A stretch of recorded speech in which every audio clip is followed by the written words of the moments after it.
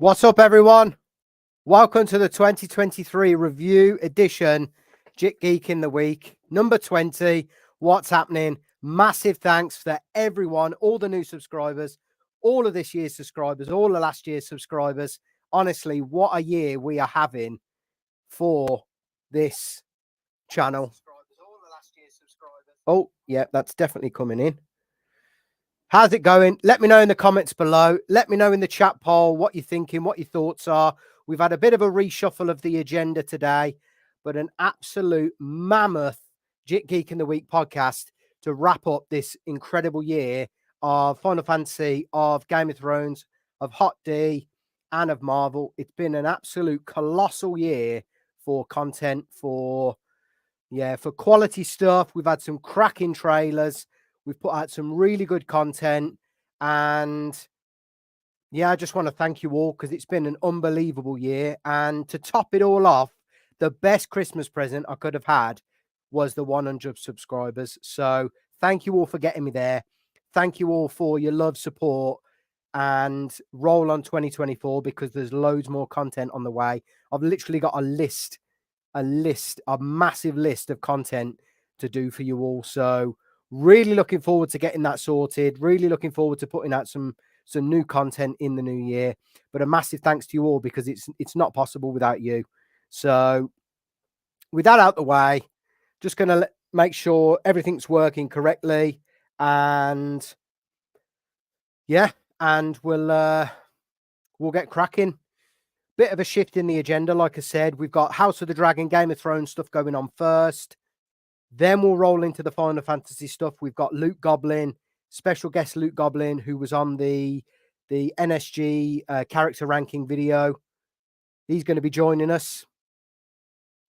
And we've also got then 5 till 6. Hopefully we can get Beat the Leak on for a Marvel roundup of the year. And then that'll take us to 6 o'clock, where we'll probably finish off with a bit of what's to come on the channel. I've got some ideas going into 2024, some new stuff, especially for the podcast.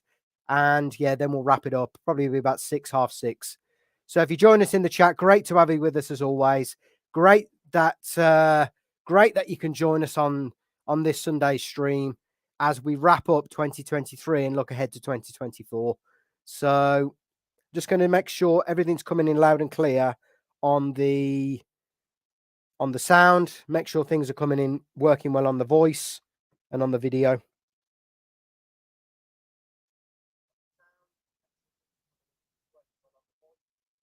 Things looking good. Yeah, if you are joining us in the chat, make sure you're smashing the like button, commenting, let me know your thoughts, what you're up to today, and getting involved with the chat poll as well. We're going to do a different chat poll when we shift from the different topics, so just watch out for those. But the first one's going to be about HOTD Season 2. Let me know your thoughts. I'm excited for it all, really. But, I mean, the main things that I've put in the chat poll, Dragons, I'm excited for Blood and Cheese, and I'm excited for the Battle of Rook's Rest. I think they're going to be the 3 massive events that we see in Season 2. So it'd be good to watch out for those. All right, it's going to do a quick sound check just to make sure things are coming in okay.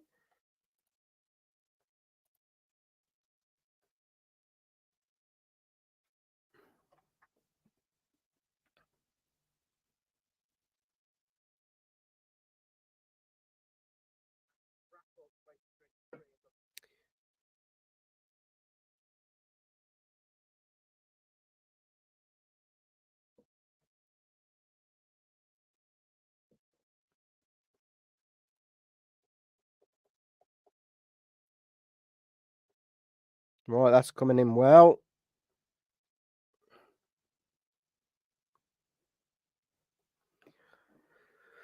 So it's got to make sure the tags are on as well.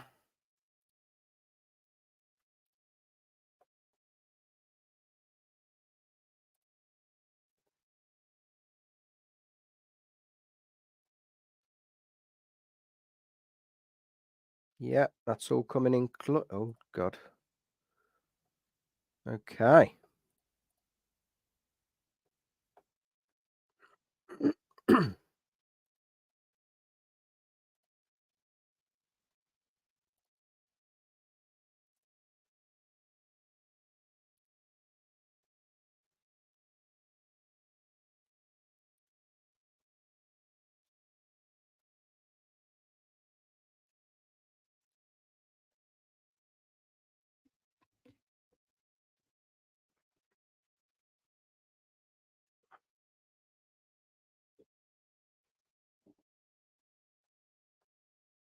Right, excellent. Let's get this party started then.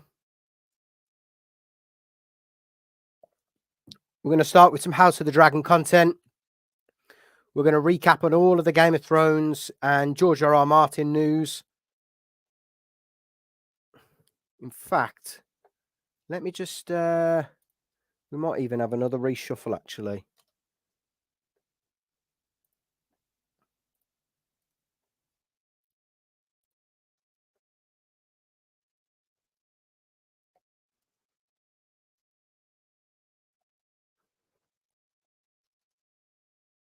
Let me just see if LootGolin's ready. If he is, we'll bring him in earlier and we'll get things.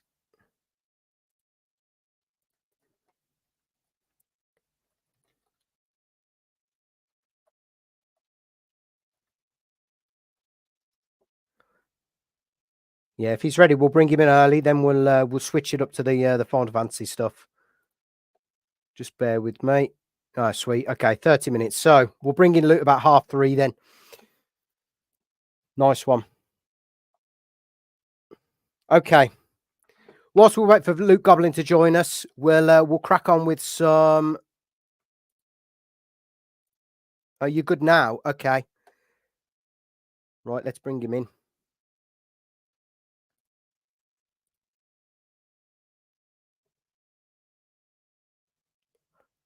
Luke, what's up, man? How's it going? Oh, let's get you on off mute. Hang on.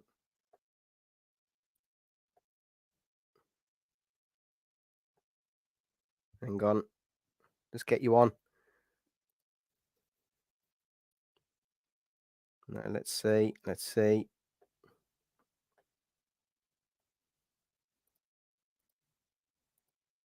Okay, try again. That's okay. We'll get there. We'll get there. I've only just started anyway, so that's okay. It's going to be a long one. Right, let's get the Final Fantasy stuff up then. May as well.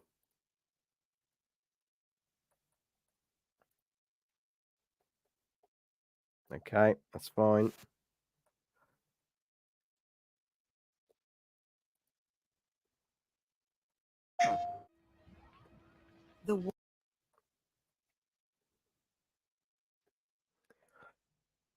Yeah, plenty to discuss today, folks. Loads of stuff to go over. Reviewing everything Final Fantasy related in 2023. We've got the look ahead to 2024. Since Luke's joining us earlier, we'll discuss what's going on with the 2024 plans, and then we'll crack on with some other stuff. You just let me know when you're ready, LG. I'll let you know when I can hear you as well.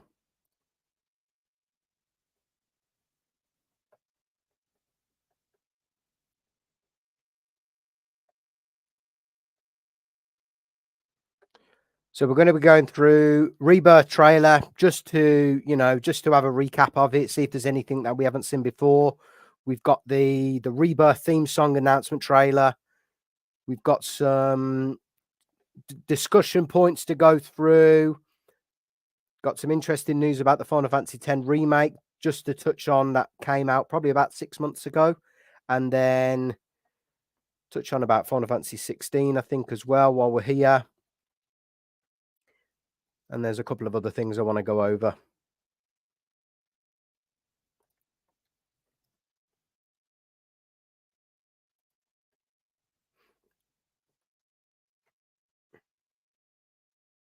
Well, as we wait for Luke to get back on,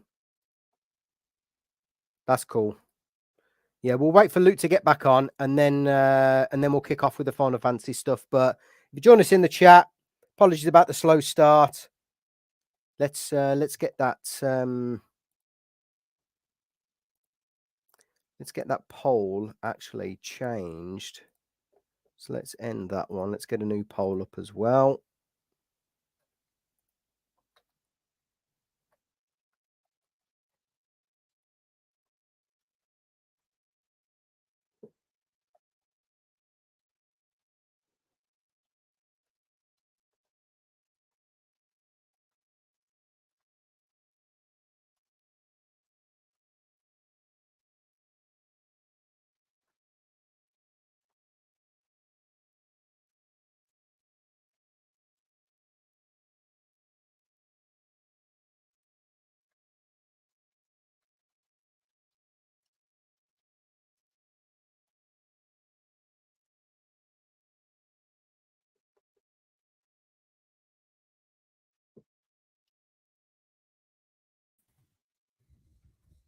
can hear you. Can you hear me now?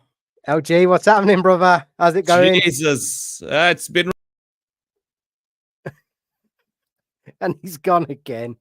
Oh, we're having some technical issues getting this stream started. I knew it wouldn't go to plan.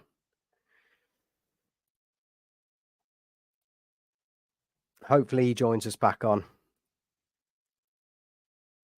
Yeah, lots to talk about today. It's going to be a mammoth. There you are. I swear to God, am I good? You're good. You're good. How's it going, man? It's been rough. I don't know what's going on today. At least you're on, pal. At least you're on. Appreciate you joining, man. Honestly, we got loads to talk about. How's it going? It's been going well. How about you? Yeah, good, man. Good. Hope you had a nice Christmas and, you know, Happy New Year and all that good stuff. So after all the tough part was done, I was just playing FF16 finally. Oh, nice. We'll get onto that. Finally.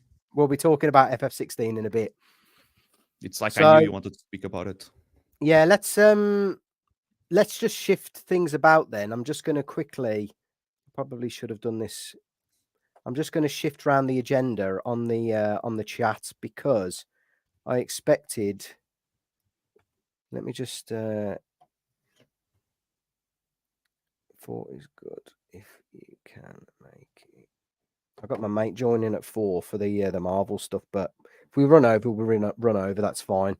I just need to swap this about then. I didn't expect you until.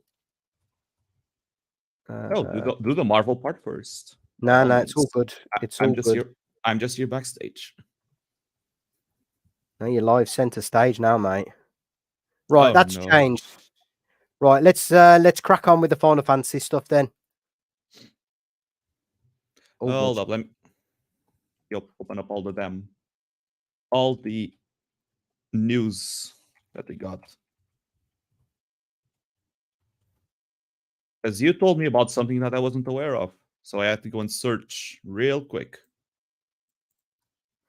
Right, what I do want to do is just have a quick run through of the Rebirth trailers, and then we'll jump into a bit of news. And then we'll talk about some other stuff as well. But I do want to probably finish on FF16. So if you can stick around till then, sweet, that'd be really good. I'm good. Okay, right. Should we crack on? I mean, I'm just going to play this and then we'll try not to get copyrighted. I just kind of want to fine. I just want to kind of just recap it really, just see what it's about. World ending. Can you hear that? Yep, ace. We're good. At least that's what everyone's saying. You know what, right? I am going to be jumping about here, but the main thing that still bugs me is how it ties into this story. Yeah. Because not is gonna it a different lie. timeline? Is it the same timeline, but something's going on with them weird ghouls, the harbingers of time or whatever they're called? Yeah, the harbingers. At the end of the first part, I was like, okay, so something happened and we're just seeing the past. Yeah, the past where Sephiroth came from. But now, I mean, I think it's still there. I think it's like parallel timelines. Because later on, you see Jesse dancing, but that's been confirmed. That's AI, so that doesn't really matter. So it's probably parallel. This is probably the past that Sephiroth came from. I don't think the Sephiroth in the Part 1 remake is the one from the original anymore. So I'm starting to have my doubts. You reckon he's been like moved in time, like brought forward? I think the OG Final Fantasy VII timeline doesn't exist. Yeah, and you know what? I was thinking about that the other day because this is technically a remake, and it's technically a remake of the timeline then. So it's a new timeline. And now it's a rebirth. Yes. So it's a rebirth of the timeline. Exactly. Or a rebirth of the story, which is clever because they're almost basically giving us a brand new game, but with the same characters in like a kind of multiverse sort of approach not to get all Marvel on us, but yeah, you know. don't create the FCU, please. But nah, man, I think like they remade the timeline on part 1, and now they're rebirthing it. So this is now a completely new timeline. Yep, agree. And one of the articles we'll touch on in a bit talks about Aerith and her fate. So we'll get to that. But yeah, no more spoilers. Of course. This sky, I don't like it. I mean, some of the graphics in here, man, are just absolutely unbelievable. Final Fantasy and graphics. I mean, they always surpass themselves. Surpass themselves. Like, it's amazing. They do. Can't always pushing the boundaries. Ready to fire, sir. Welcome. Is that oh, what's his name? I forget. Good old Rufus. Rufus, that's it, with the dog. With the dog. To the new best order. boss fight, the part 1. Man. Fire! Oh, and this is the parade where you've got to do all the in Junon with Cloud. Let's hope it's going. I'm gonna aim for being the first time that I'm gonna nail that side quest. Yeah, for sure. I will. First time. Just close your eyes and listen. Tell me you can't hear that. So was that Cosmo Canyon then? I don't know where this is. This looks like that's not Cosmo Canyon. That looks like Shinra. Can you go back just a bit more? Midgar, maybe. That looks like outside Midgar, like early on in the game. Outside. That's probably on the way to Calm. Yeah. And then the other one is the cave after the Midgard Zulum, where you meet the Turks after you get the Chocobo. Yes. It's probably going to be that. You reminded me of all the all those years ago when I played the OG Final Fantasy VII. Oh wait, I haven't really looked in depth on the trailer. Is that maybe the place where Barrett comes from? Oh, with the is that when you have to do all that stuff on the train, on the roof of the train? Yeah. And then before you get the Ultima material. That's the one. It's probably it. And then you got Cosmo Canyon. I only know now because it says Cosmo Canyon there, but it's the wind chimes that. Yeah, the windmills, the rocks as well. Of course. I can't wait for the theme of that place. Yeah, man, that's going to be so cool. Isn't that where you go off? Isn't that part of the game where you're with Sephiroth and you have the flashbacks? Isn't that a Cosmo Canyon? No, or is that in... No. You get the flashback in Calm still. Ah, of course. You get it way earlier. We're probably going to start on the flashback, to be honest. Because you get it, like, you go to Calm and you get the flashback straight away. Right, I see. Now, here we get the flashback for Red 13's father. Oh, nice. Not the 100%. Right? Not a flashback. Not the flashback. The area. The 100% going to be giving us new stuff as well. It's 2 discs. 100%. They already said it's 2 discs. Gonna have a lot of stuff. A rallying cry. Don't know where this is. It seems like the same premise though, like the whole live stream energy. You got Sephiroth, you've got Genova. They're still using the same logo as well with the meteor. So I imagine the story's kind of the same, but there's probably going to be some changes, some different outcomes, and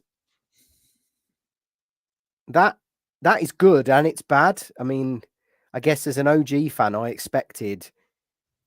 What did I expect? I expected almost like a remaster with up-to-date graphics, not a rebirth. But I can see what they've done now. And you're right, what you said at the start. They've given us a new timeline. I prefer it, but I'm gonna say this to everyone watching. I'm not the biggest Final Fantasy VII fan. It's barely in my top 10. I'm gonna get lynched online. But I'll cut that out if I if I get make it a out, video. get it like out, this. get it out. You'll get your account deleted. No, but I prefer the story is going to be the same. I anticipate the story is going to be the same with some differences. Like I said, you remade part of the timeline, and now you're going to give a birth to a new timeline. But Aerith knows about the OG timeline, knows about Aerith knows everything. Yep. She knows what she has to do, so she's going to make sure.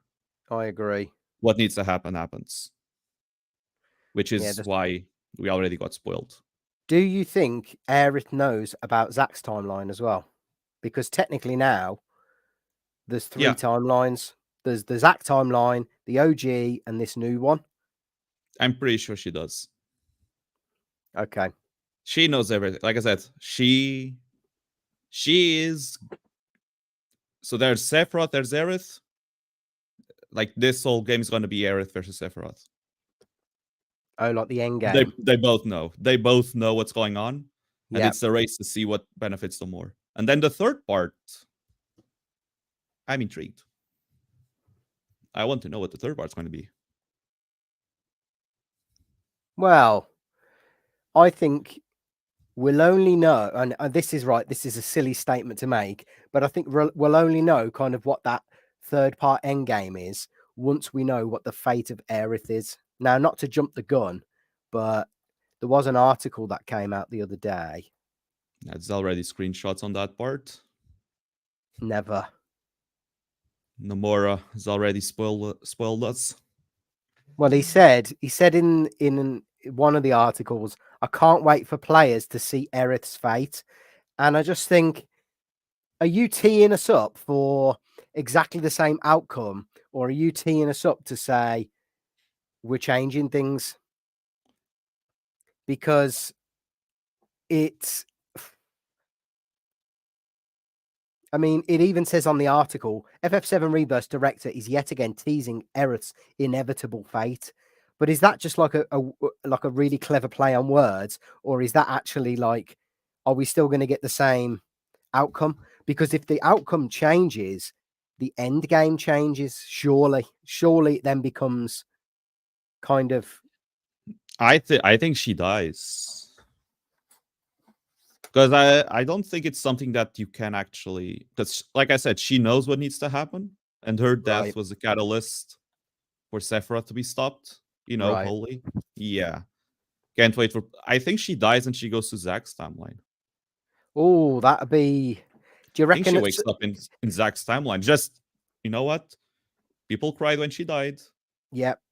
Give her the happy ending. But maybe she's off to the boyfriend. Well, I've always thought though that that's what makes that storyline so special of 7, because it's like bittersweet, isn't it? Like Cloud then gets the motivation to go on and not just do it for the planet. I mean, apparently the ending is not bittersweet. It's very, very bitter. Have you seen the theory that the ending is when everyone's dead? Ah, that was in and the planet just kills all humans because the planet doesn't like humans. That was in the wasn't that in another one of the trailers, actually, the first trailer that we got a couple of months back. Yeah. It was one of the trailers actually for the first game. And it was a theory from before. I think it was actually confirmed or spoken about by Nomura. Wasn't that the Summer Games Fest one? Yeah, I'd have to check. I'm sure it was this one, actually. The scene of this terrible disaster caused which swept through sectors 0, 1, this one where they're all, it looks like where they're all dead. Oh yeah, no, that's Zack's timeline already. That's Zack's timeline. That's already been. No, what I was talking about is in the original Final Fantasy VII game. Oh. I think everyone's dead at the end, isn't it? Oh, are you saying then? Because it has been teased, like, the planet doesn't like humans. The planet like the ancients. It sees humans as a plague. Oh, right, okay. That's an interesting one. Which is why the weapons attack humans, because the weapons are the planet's weapons. Why would they attack humans? At least that's the theory, and I think a lot of people are also said that before. Yeah, that's a weird. Then again, I finished it twice, so I'm not the biggest connoisseur, but I finished it probably, honestly, about 20 years ago. I think it was my first game outside of wrestling and racing that I brought. And it was just like, for a 15-year-old, for a 10, 12, 15-year-old kid, it was like, yeah, it's a bit much, the story, but we got there. I think the reason I don't like it that much because I didn't play it when I was young. I mean, I was born when it came out, so I played it when I was like 18. Right. I didn't really. So the nostalgia isn't there. Right. But no, like getting back on point, I think Gareth, like I said, she knows what has to be done. So I think she's not going to stop her death, even though she can. Now, whether or not, like I said, I think she might just go to Zach's timeline.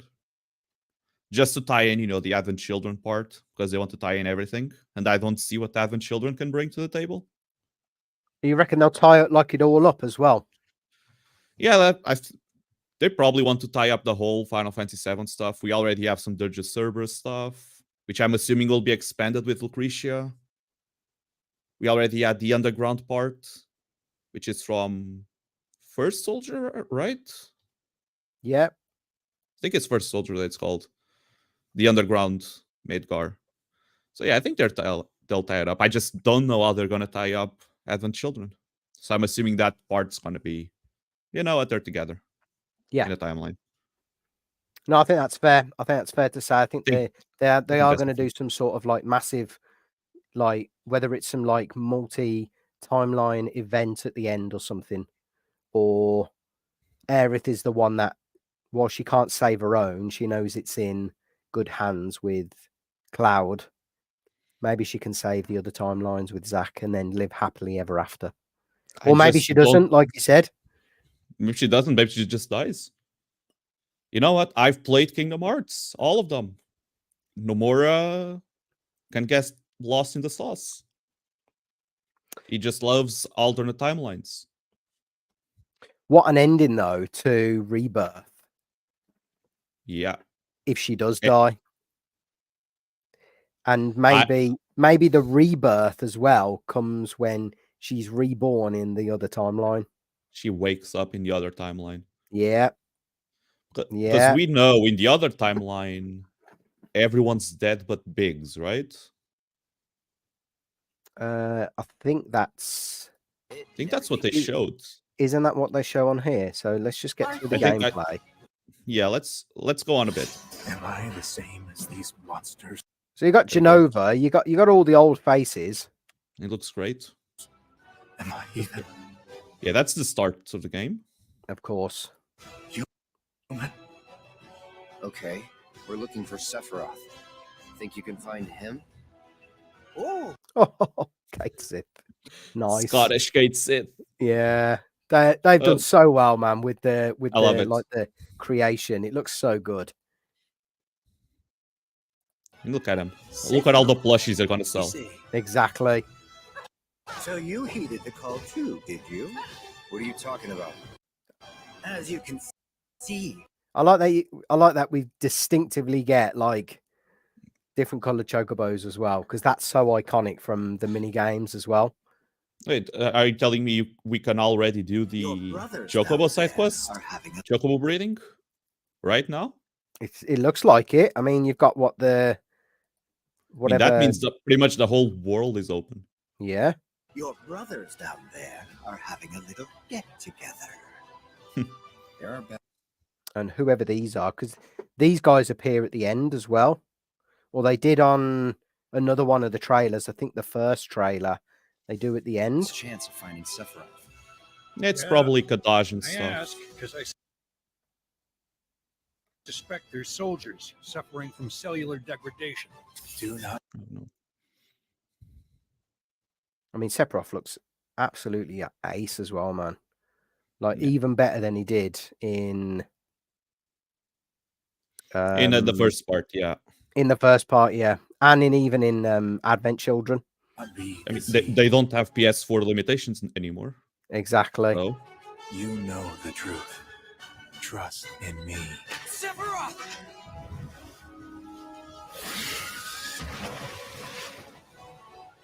Come on. And some of the team up action looks sick as well, man. Yeah. No, they definitely upgraded the battle system. They certainly have. You know what? I It's went on about. already ace. Well, I went on about this when I reviewed it back when it dropped the trailer. And this is like, for me, if they can kind of keep this sort of battle system for other Final Fantasy games in the future, I'm going to be a very happy man, because this is quite a stark difference to what we've seen in Final Fantasy 16. Yeah. I mean, Final Fantasy 16 is Devil May Cry. Yeah, exactly. That's like a proper action RPG, whereas this still retains an element of strategy, an element of kind of turn-based. Yeah, unless they want to go... I kind of wish they just stuck with the 10-2 battle system. I think that's the perfect battle system. But that requires different jobs. No, yeah, this battle system is definitely great. Some people don't like it. Oh, yeah. I can see some things like your normal attacks don't do anything. Only abilities do. Yeah, that's the thing. It's like, and it's probably not set up really for that kind of new age Final Fantasy fan. They're probably more suited to the Final Fantasy 16. Yeah, they're probably gonna stick. They're gonna stick with 16, probably. But no, this is a good middle ground. Yeah, I think it is. They can always do a Kingdom Hearts. True. Battle system. True. Kingdom Hearts battle system is pretty good. It's From good what action. I remember, yeah, it's similar to 7. Yeah, kind of. On me. It's definitely not Final Fantasy 10, that's for sure. And I definitely think they won't go back there, which is a shame. They can. I mean, just transform Final Fantasy 10 into like a Persona battle system. Well, just do that. True. The turn-based is not that, man. Trust me, it's not that. I hope it isn't. We'll still have more turn-based. We boomers.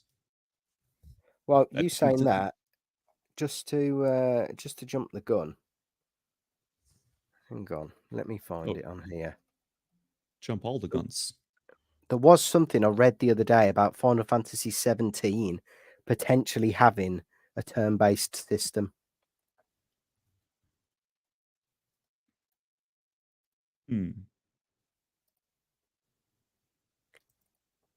I mean, yeah, I've read about them wanting to go back to like Final Fantasy IX style. Yeah. Oh, that was kind of like, wasn't that then ATB system? Yeah, it was Final Fantasy VII. Basically, yeah. Yeah, so you weren't relying. Your opponent basically got their own turn whenever they wanted. Yeah. Yeah, and you got your kind of set turns as well. Yeah, I get you. Which is not turn-based, like some people like to say. No, it's not. It's not Final Fantasy X. But you're right. I mean, yeah, we'll get on to Final Fantasy X though, because we'll get to 10. Yeah, there's stuff to there's definitely stuff to talk about there. I mean, a lot of these bosses I've forgot the names of, because I'm not the. I imagine that's Odin. That's the first boss fight was one from Junon, I think. Okay.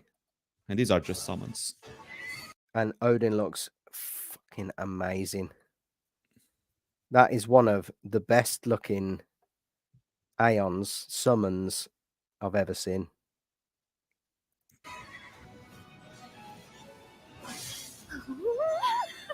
I still prefer 16's Odin. Oh, Odin looks cool in that as well, man. Actually, you're right. 16's Odin is menacing. I mean, you're going to have Cosmo Canyon in this, which looks pretty fun. Chocobo Racing. I'm gonna waste my life away on here. Final Fantasy 14 all over again. These are going to be cool as well, man. These little side quests, these little games.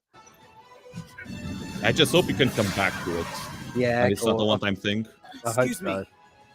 Now, this is what confused me, though. Is like, are we going to be dipping in and out of the Zack stuff? I don't know. Is Zack is it parallel timeline? Yeah, was Zack always there in the remake? Just the Harbingers? Maybe. Harbingers, or whatever you call them, didn't let us see them. Maybe. It does make me think, though. Will we be able to play as Zack in this, like, but in a different timeline? Will that make it a bit confusing? I mean, you're already confused. Oh yeah, that's true. I hope just go in. Just go all in.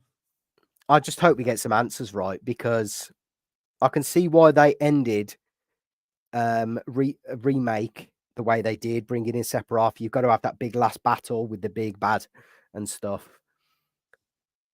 After my friend, just for a bit. This looks unreal, this part, though. Oh, this is the guy. I don't know who they are. Tutelary creatures. Yeah, the beard. Say again? Who's that guy? Who's that guy in the beard? Oh, oh yeah, the other one. Yeah. This one. Yeah. Who can that be? But these have all appeared when they went to visit the old man.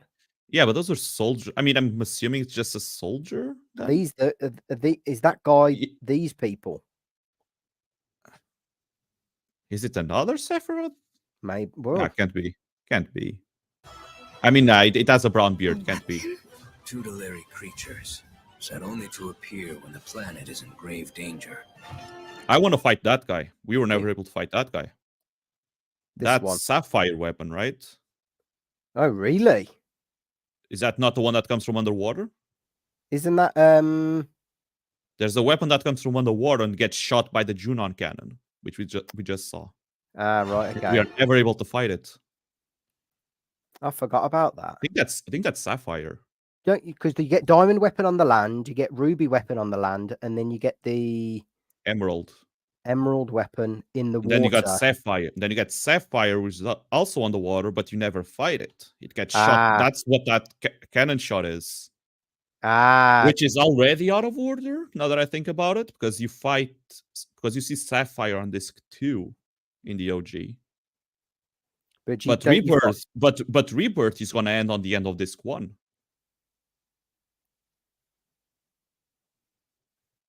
Or am I getting confused? No, I think Look, I think Sapphire weapon. I think anything's up for grabs. FF7 Sapphire weapon. Let's just have a quick look. I think Sapphire weapon is disc 2, right? That's when they come out. After Meteor is summoned and Tifa awakens in Junon, Heidegger reports to Rufus that a weapon is approaching from the sea. That's the cannon then, yeah. That's disc 2. So it's already, the events are already out of order. Right? That is where Emerald Weapon sometimes hovers after the party acquires the submarine. Okay. That seems pretty late in the game. That's like disc 3 in the normal game. Oh, Sapphire is disc 3?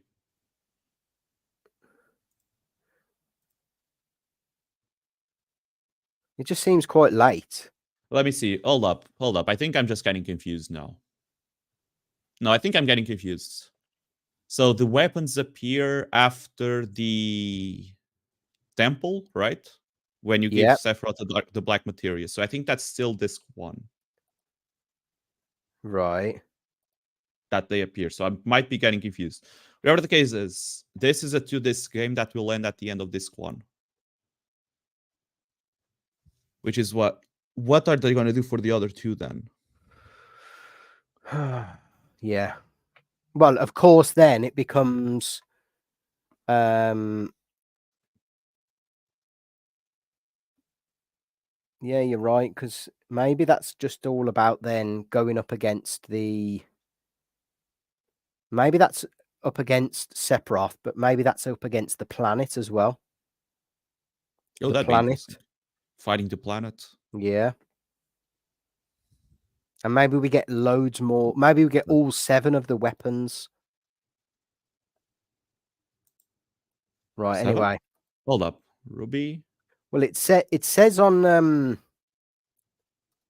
it says on Okay, so you have Emerald, Ruby, Sapphire, Diamond. it says on here on Final Ultima. Fantasy Wiki. What are the other 2? Sapphire weapon is one of the 7 weapons created by the planet and one of the 5 in FF7 roused to protect the world's meteor okay. summoning. Okay, you never see the other 2. You never know the other 2. All right. Maybe so that I'm guessing then they may get Super the bosses. others. Sapphire, Ultimate, Diamond, Ruby, Emerald, Jade, and Omega. But Omega, Ooh, I mean, Omega's gonna be a super boss. yeah, of course. Of So course, maybe it will then be a super boss. Maybe then it's just all about the,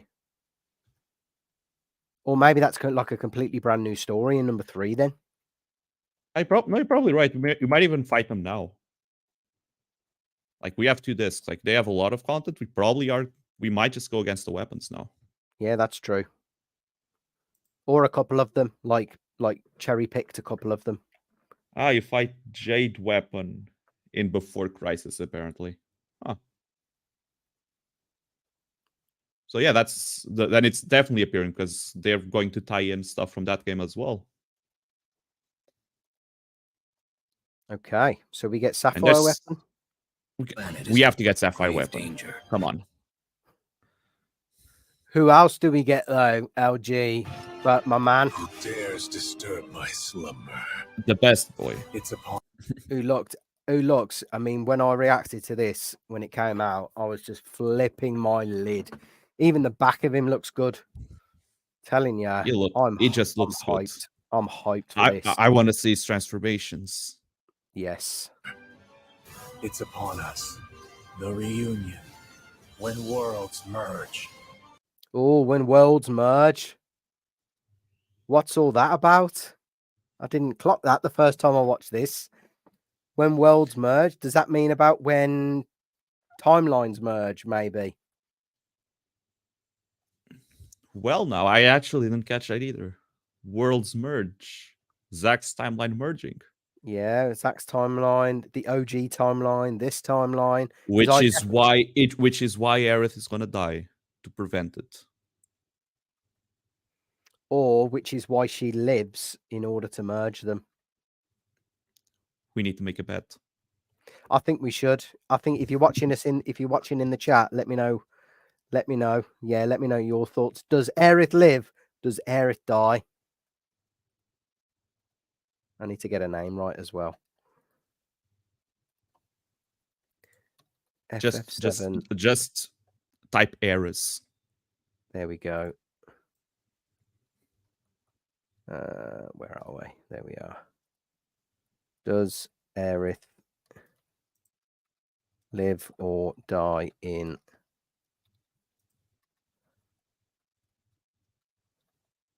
right, there we go. We'll pin that. Nah, she has to die, man. Too much of a plot point for it to not happen. You think? Which is gonna suck because I didn't really care for her in the first game because you don't really interact a lot apart from the gold saucer. But in this one, she's like my favorite character, so it's gonna hurt. It's gonna suck. I might join the crying faction at the end of this game. I think she lives.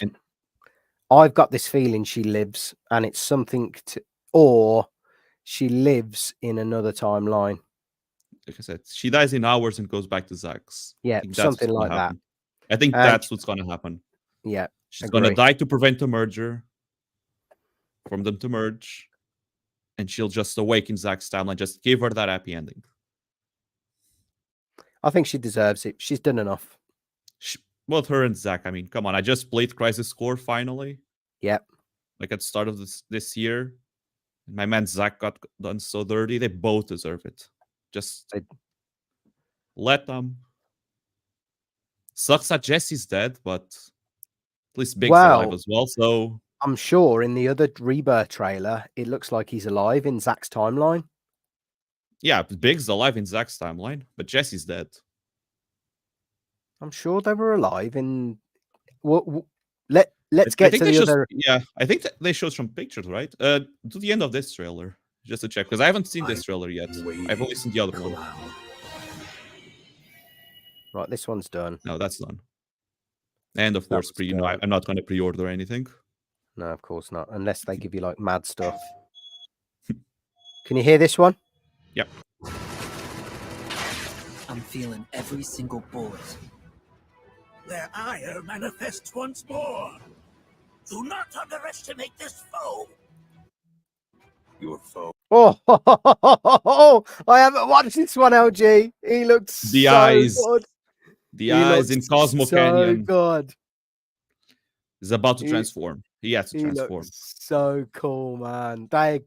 I gotta tell, hats off to Square Enix, man. They have got every single one of these. The hair is a bit, yeah, the hair is a bit Sasuke-like to my taste, but the man looks good. Yeah, it's a bit tight. It's Japan. It's anime. Come on. Exactly.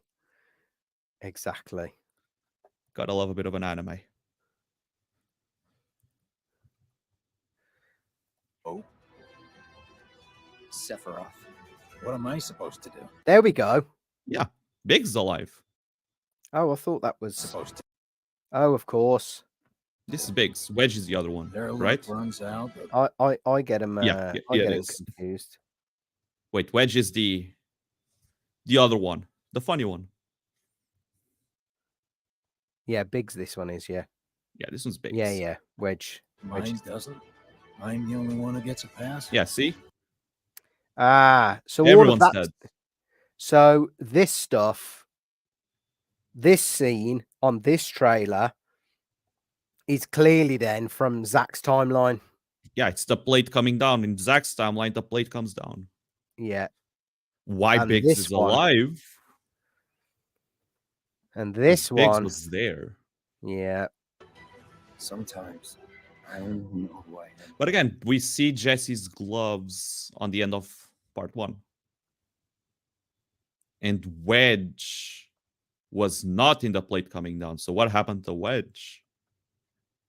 Oh, because he survived, didn't he? Yeah, Remake? Wedge. We last saw Wedge after we break out of Shinra's headquarters, right? Yeah, exactly. That's where you last see him. So what happened to him? Exactly. That's what I want to know. Forget things everyone else remembers just fine. And know things I've got no. Cloud, it's okay. You saved me before.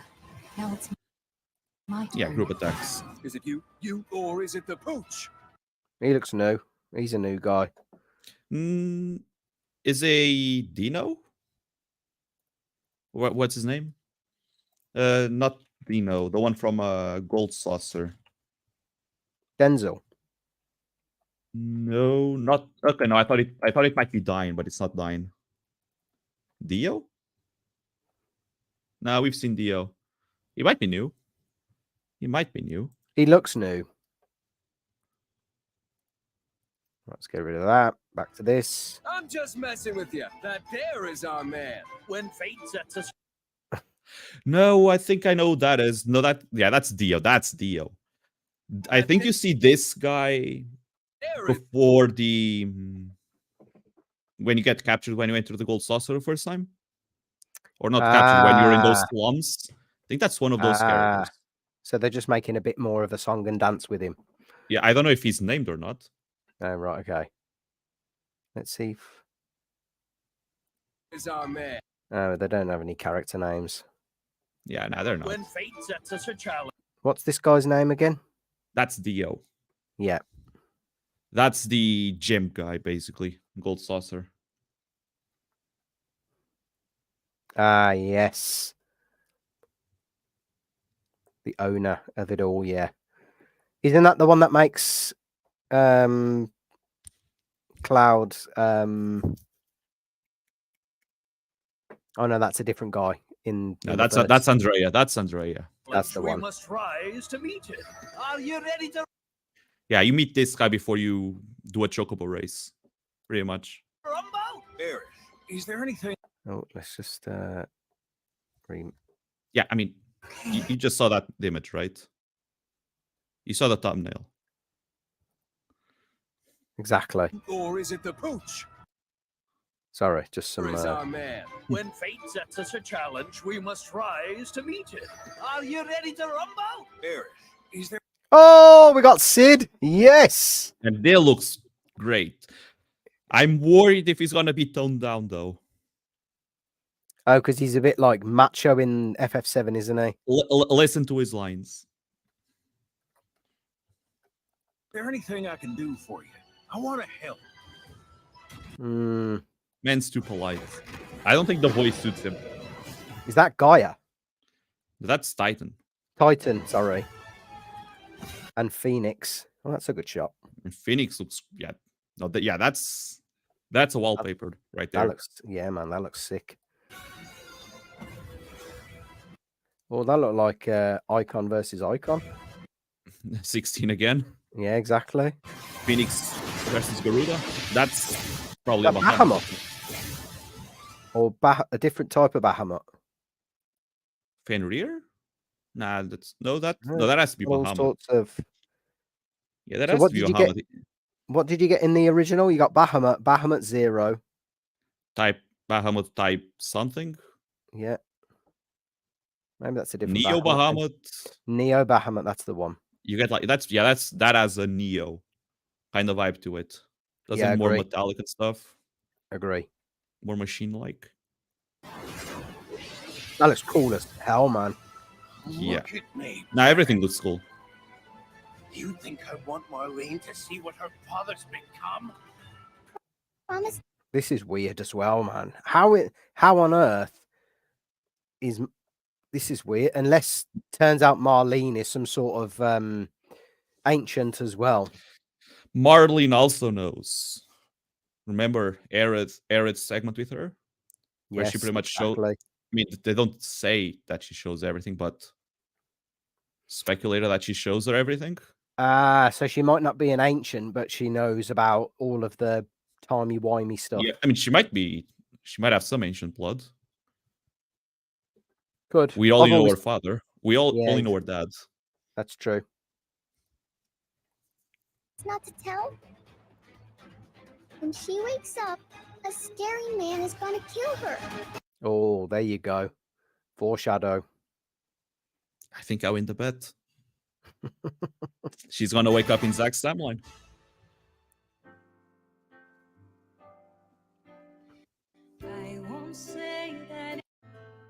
There we go. Oh, there's Jesse.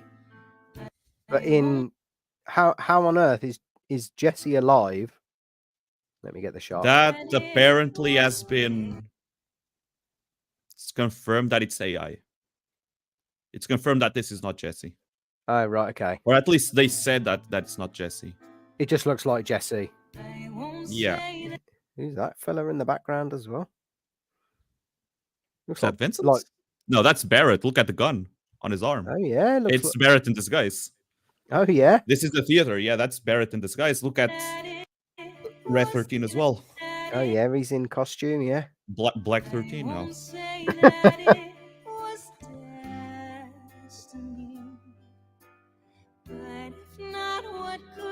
Oh? Yeah, that's the theater part of the date. Oh, man. Sephiroth looks so fucking cool. Oh, we don't need to hear this. Yeah, this is going to get you copyright for sure. Exactly. This is going to get you copyrighted for sure. Where's that shot of... See, oh, that's where she wakes up. Yep. Is that the final scene of disc 2? Yep. And then go a bit further and you'll see her kneeling down, praying. Further or maybe a bit before. Yeah, that shot of her like kneeling down. That's the end of disc 1 in the OG. Yep. Oh yeah, because that's where he comes from the ceiling. Yep. But and straight through her. Yeah. We already have the black feathers. So, but the Harbingers are no longer here, right? Oh, what happened to them at the end? Did they create that? Did they not disappear? Yeah. Didn't they like use their power to create that big tornadoes? Yeah, where you fought Sephiroth and then they disappeared. Yeah, exactly. Okay. That's a interesting second trailer. Yeah, it's when I saw that trailer and I think, yeah, no, she's gonna die and she's gonna wake up. I think 100% she's gonna wake up in what's her name's timeline. In Zack's, yeah. In Zack's timeline. Whether or not we then play on part 3 on Zack's timeline, because it might still have a role to play on part 3. Like I said, maybe it's kind of like a big culmination of the timelines in whatever they're going to call number 3. Restore. Remake, rebirth, restore. Yeah. Resummon. Renew? No, rebirth. No, renew after rebirth. Relive? I don't know. Restore. Yeah. That's a good one. Yeah, you rebirth, you birth a new timeline, and then you restore it. And then you restore it, yeah. Or maybe that's kind of like restoring the world, the Earth back to normal. And that brings in your sort of theory about the live stream being the overall winner. Yeah, because I think I've heard like an interview or maybe it was just a fan theory where the planet doesn't like humans. Yeah, that's clearly the vibe I got from playing it the first time. They like the ancients. The ancients are their golden kids. Exactly. They're trying to keep stuff balanced, keep stuff like keep stuff like. I mean, humans drained the planet. Exactly. Ancients lived with it. Exactly. Just like in real life. It's quite a metaphor, isn't it, man? Like it is real life. Right, a couple of other things to go over, LG. I've got some now this year we also it says it all there. We also I had no idea about this until you told me. The potential rumors about the FF10 remake dropping 2026, but I kind of wanted to get your thoughts, your reaction then on this. What you thinking they're going to do? What do you think the changes should be? Will they go the same route as FF7? Will they just make a kind of, is it a reboot? Is it a remaster? Is it a remake? What are you thinking? The thing, and like Final Fantasy VII, Final Fantasy X's story is pretty. I mean, you know what happened. Yeah. In Final Fantasy VII, there's always questions to be answered. That needs to be answered. Final Fantasy X, no. The ending is definitive. What you see, what you get. You saved, you killed Sin. Tidus dead. 10-2 then comes around. Tidus is back with some. Oh, spoiler alert. My bad. People have had 25 years, mate. No need to give them any spoiler. Although someone in my comments a couple of months back was like, you've ruined this boss for me, mate. You've had 25 years. I said something about FF4. Oh, yeah. And I had 3 guys in the comments just pestering me about spoilers, and I'm like, bro, that game's older than my mom almost, please. Exactly. Nah. Like Final Fantasy X, it doesn't need a remake. Absolutely doesn't need a remake. That story, mate. Have you seen the FF10, the Unreal Engine 5 trailer? That some guy posted. Let's just do that. Do that. Let's pull that up. The same with FF9. Just do that. 25th anniversary. Hang on. What was it? The trailer. Yeah, I can pull it. I can put the link on the chat if you want to. Oh, good.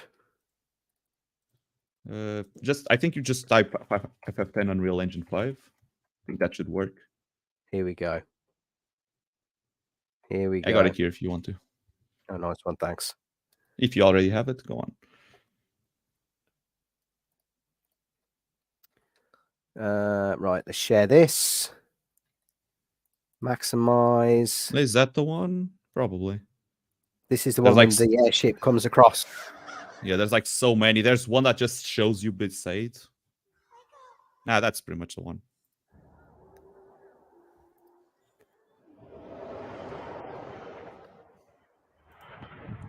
Oh, that looks so busted, man. Everybody looks... I barely saw it and it looks cool. The far plane. Yep, the Besaid. Looks unreal. Hang on, The Blitz ball is actually a ball now. Yeah, exactly. I mean, mate, if anyone was to ever recreate Besaid in the best graphics engine available, this is literally how it looks to me. It doesn't need a remake. Just do this for the whole game. Yeah, that's what I and let me skip cutscenes. Exactly. Skip cutscenes. Keep the. I mean, you can do that now. You can do that now. Skip cutscenes. There's a mod for that. Unreal Engine 5. What else did I want? If they're going to go any sort of battle system route, and they don't want to go down the CTB, then at least do something similar to FF7 Remake or 10.2 or 10.2. Yeah. Just make the difficulty adjustments. Yeah. Oh, maybe you're right. Actually, try and make it slightly harder, or have some. It has to be much harder. It has to be much harder.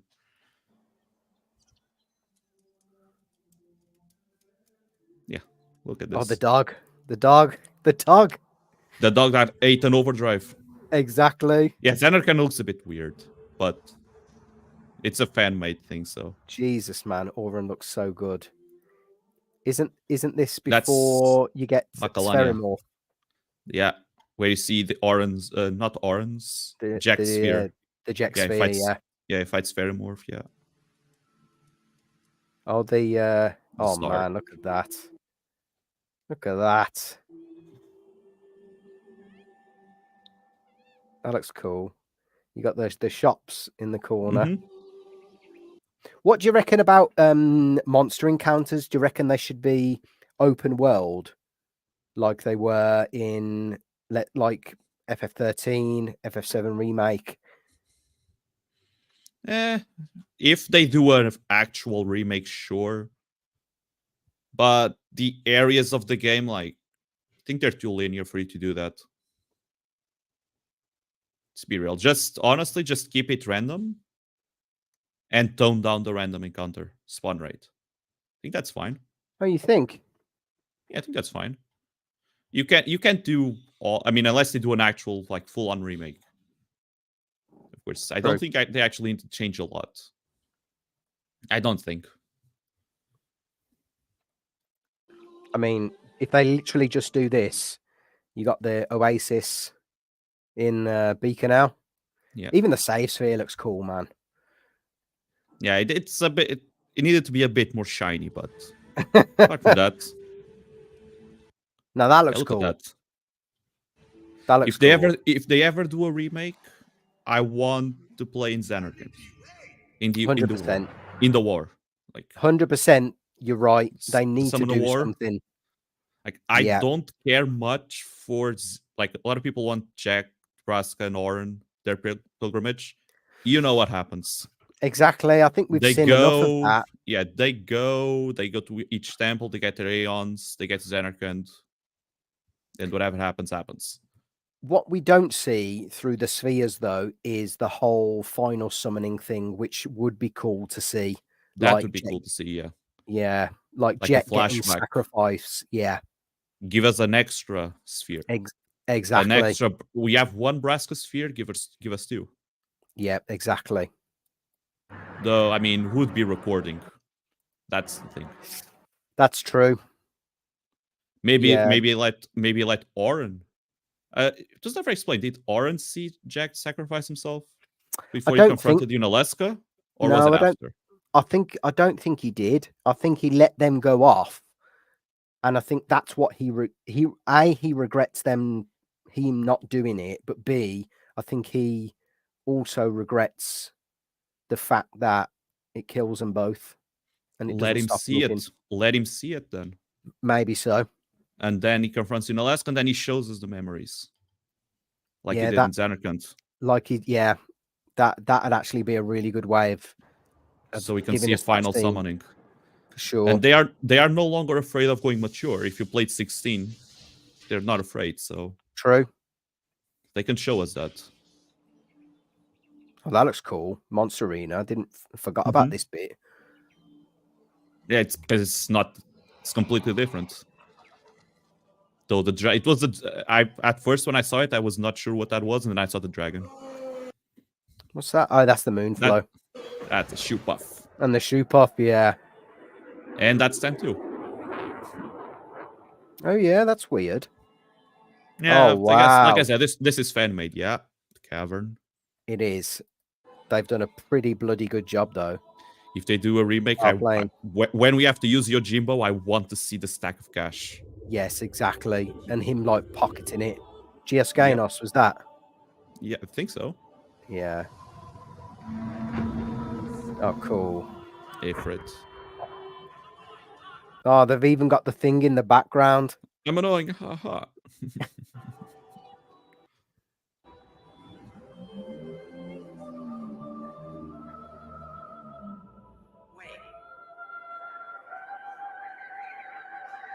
Oh, cool. Just bringing back things that I just remember.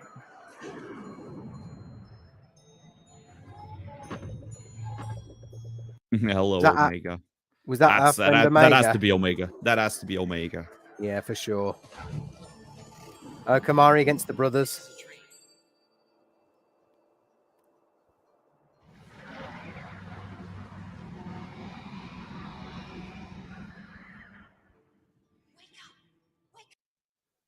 Isn't this the part in Mount Gagazet where we get all that exposition about it being a dream, etc.? It looks way too weird here, by the way. Those eyes are too close together. He looks a bit Western there. Yeah. I put it on the private chat if you want. There's also like a fan-made one where someone like designed. Oh, cool. Let's get that open as well. Though the guy speaks in that one, but I don't know if that's okay. We can actually show. Yeah, like go almost to the end of the video. Like to 3 minutes go to 3 minutes 42, and you can like see him even walking around and stuff. Oh, sweet. It's great. Oh man, that's so awesome. Yeah, whoever make it 2026, 25 years. Exactly. I don't need a remake. Just give me a graphical overhaul. I think so. Unreal Engine 5. And make it harder. Enemies are on the overworld, I think. Maybe do something about the battle system to give action RPG fans, new fans, old fans, the kind of middle ground. Don't need to. I would love it to be CTB though, man, because CTB was great. The game doesn't take full advantage of it unless you play No Sphere Grid, but CTB is great. I fully agree. Make it like Dragon Quest or something. Dragon Quest 11 with Draconic mode. I don't know if you ever played it. No, but I've seen just not as hard as Draconic mode, please. You have to grind, and then you get to level 99 with all the best stuff, and the final boss still kills you. Exactly. That you do want it as a challenge. I want the challenge. Just don't make it too difficult. Here's my version of Final Fantasy X in Unreal Engine 5. Oh, here we go. Oh, nice. This was fan-made. Like if one guy can do this, Square can do this. Imagine what a team of them were going to be like. Just put Yoshi P in charge again.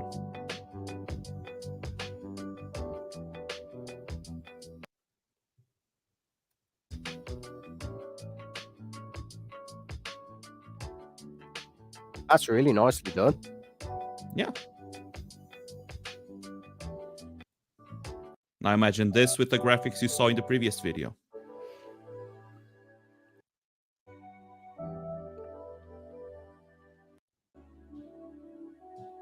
Oh, cool. It's got every little detail. And Oh, where you go up so to face Kamari. Oh, wait, did he just jump? Oh, he made Titus jump. Oh, that's cool. Do you think there's any way? I know it's all about the pilgrimage, and it's quite a linear story and stuff. But do you reckon there's any way that they could make this more expansive?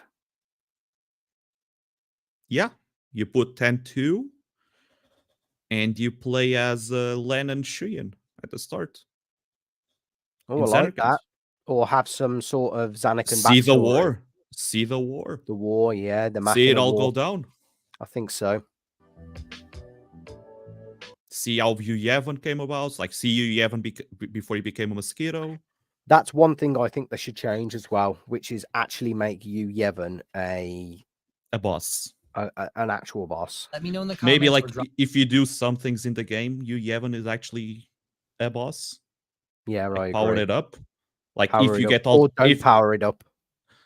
If you get all the optional Aeons, he's stronger. Because he's going to go into them. Agree. Yeah. But man, like Final Fantasy X and 9, they both don't need a remake. I think not. I think they need some sort of remaster or some sort of graphical bringing up to the present day. But I think that's about it. The stories, man, the stories are too good. Stories are too good. If they do a remake, like if you, for Final Fantasy IX, just hire those guys that did the Memoria project. Agree. That completely remade Alexandria. That's good enough for me. Just have them, pay them a lot and just have them do a graphical overhaul. Agree. Right, a couple of last things, LG, just to cover the Final Fantasy section of the poddy. I know you started playing FF16 recently. Mm-hmm. Is that the DLC? Is that the main game? I haven't reached the DLC yet. I just got the main villain. Okay. Just got the main villain, but I do know more or less what DLC is about.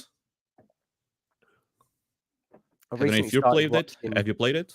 I haven't got a PS5, so I've been limited to just like streaming stuff on streaming stuff on YouTube, really. But essentially, all I'm limited to is I think Dansko8's doing a he's doing a playthrough on the DLC, and I've been checking into that. I mean, I haven't seen it. If I'm honest, it really is like hack and slash, and there are some games out there, hack and slash games, that I enjoy that hack and slash, but I just don't see it as a Final Fantasy element. It's just it doesn't look like, it doesn't feel like, and I know that's a weird thing to say, but it really doesn't feel like a Final Fantasy game. It feels like a Devil May Cry game. Yeah, and yes and no.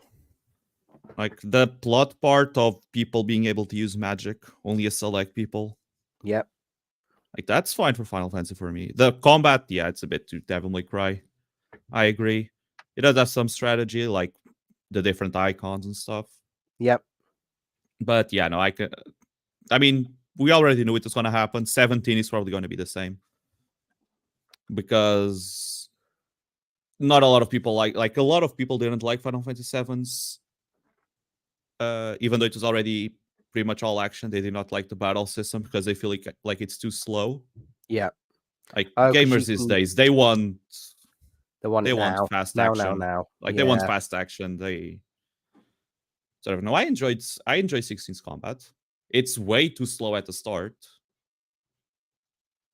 Like until you get the second icon, at least it's just so slow because your attacks don't do anything. So you just attack and then you have two abilities. Magic doesn't do any damage. Magic doesn't do damage. So you're just relying on like your specials. Yeah. And they have cooldown, so they probably needed to make the cooldown shorter. Right. Okay. And then the game is a bit too easy. I haven't done Final Fantasy mode, which is hard mode. But the game feels a bit easy, but it's fine. The story more than makes up for it. I enjoy it. Oh yeah, the story, the combat's graphics. good. Combat's fun. What are you thinking then in terms of the DLC? I mean, do you know what it's about? Yeah, so they have actually teased they might even change the ending of the game. Oh wow. Again, I'm not going to spoil it, but the ending of the game happened because you never have the full power of the icons. Because there is one missing. So they're going to bring that in. Which, I mean, have you seen the trailer for the DLC? Let's get it up. Might as well. Just to know if I can spoil or not, because there is one icon that's missing that's going to come up in the DLC. Let's have a look. And Yoshi P himself said that it will, he knows what's going to happen, but he is intrigued on what will happen now to Clive, now that he has all the icons. Okay. Something's come to my attention, and I'll be damned if I know what to make of it. Some sort of crystal. Just don't want to get copyrighted. Yeah, maybe mutant put subtitles or something. Put the subtitles.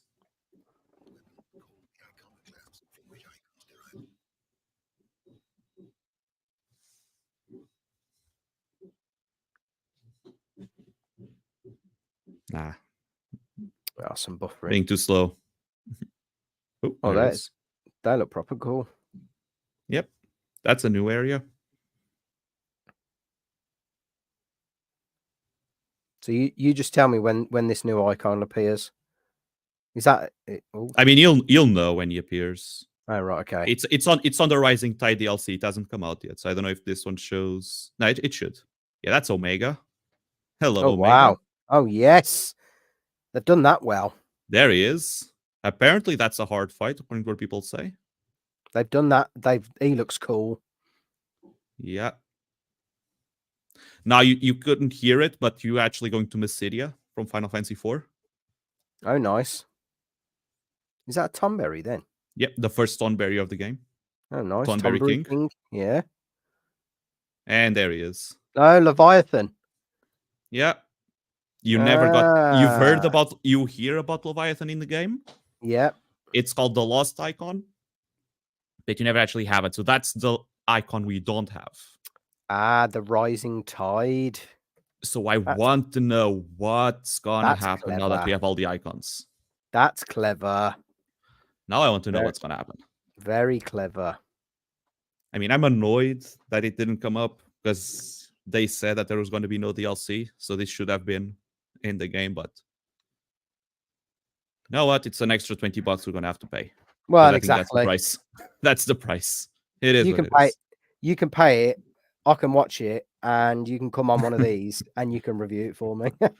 I'll review. Because I'm not paying £400, £500 for a PS5. Nah. And then I'm fine. I got the game for free. Someone offered me, so I'll spend the $20. It's fine. Oh yeah, perfect. I only have to spend 20. Perfect. I didn't have to spend 70 for the game too, so it's fine. Perfect. I kind of wanted to just finish up this kind of section about FF17. Now, rather than going through this, because I went through it kind of earlier, and it really doesn't tell us much about what 17 could be. But the one thing we do know, right, is it's definitely going to happen, right? Unless the company goes bankrupt, it's definitely going to happen.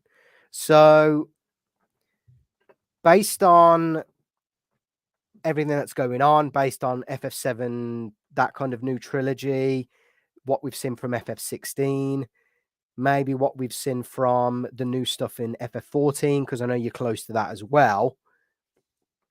Cherry pick some pieces for me and start to build a picture of what 17 could look like. Well, first off, if they are going to have the same director, Mr. Naoki Yoshida, please do it when 14 is over, because 16 suffered from it. Like both 16 and 14 suffer from it. No, because he was. I mean, the man is great, but 2 games at the same time. Yeah, two massive titles. Just they did need to do something about 14 though, and because I know you and I were talking over the comments about 2010, like the Square almost went bankrupt because of 14.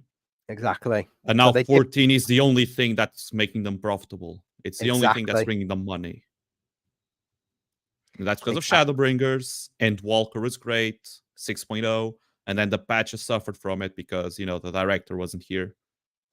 The director was doing 16, which also suffered from it because the man had to be at 2 spots at once. But not just... First off, don't make Nomura do it, please. That means only my grandkids will be able to play 17 if Nomura is in charge. Just don't make Nomura. You know what? They made Final Fantasy 14 Evans War team do the 16, Final Fantasy 16. Just have the Shadowbringers one do 17. That's fine. Yeah, I've heard that. I'll live with it. Just make the Shadowbringers one. The best part of that. Just make Miss Ishikawa do the 17 one. Now, whether or not it's going to be action. Now, that's what we were talking about before. I think it's going to be action again. I don't want it to be action, but it's probably going to be action again. I mean, 15 was kind of action. 15 actually. 15 was crap. Thinking about it, yeah, it was bad, right? But the battle system was awful. It does feel more like FF7 Remake, though. No. It looks like it. 16 is more like 7 Remake. Oh, right, okay. Because 16 has cooldowns. Oh, right, okay. 16 at least. 15 didn't even have cooldowns. Oh, you could just literally spam. I mean, there's no ability. There's no abilities. It was so unforgettable. 15. You don't even click the button. You just hold down the circle button, and it just does the attacks. And then you just hold down the dodge button, and it dodges automatically. And there's an accessory that makes dodges not cost MP. So you just dodge forever, and you just all sorts of loopholes, yeah. And then you just use potions because potions are Phoenix Downs. You never really die. Like, it could have been great with a decent battle system, but meh. Nah, no, it's fine. Better left as an iteration. Just go back to it was an experiment. Exactly, it was an experiment. It happened. It is what it is. Exactly. Just make a 10-2 battle system. Go back to the job system. The job system is great. Was the job system in FF16? Kind of. You have the icons, I guess. You can switch between the icons. Oh, and they kind of like give you your elemental job. Yeah, they give you 2 abilities. Right. Okay. Which kind of sucked because you could use fire abilities against fire enemies and it didn't matter, but oh god. See, that's the sort of thing. It's the MC. It's the MC. That's the sort of thing that pisses me off, right? You that's have to the be a sort fan. of little minute detail that you should be picking up in like testing and stuff. No, they probably. I think it's intentional. Like they said, they want to do. Like they hired the DMC team because of the battle system, so they know what they wanted to do. Yeah, but they like making fire enemies not absorb fire damage, that's like a clinical mistake. There's not really a lot of fire enemies. That's the thing. It's a hack and slash. It's DMC. Like legit. Exactly. Which is fine. I enjoy it. I like DMC. I like Final Fantasy 16. Don't get me wrong. If you enjoy it. Yeah, DMC, not bad, right? Yeah. But with Final Fantasy, there's just that extra little bit, LG. You know what? And you know where I'm coming from, right? It's very I know. I completely agree. It's very hard to put into words kind of what that thing is, but it's like the combat system is not Final Fantasy. It does not suit it, which is why I wanted to go back to 10-2 because I think that's the perfect one. Yeah, 10-2 had the perfect battle system, had the perfect job system. So good. Just go back to 10-2.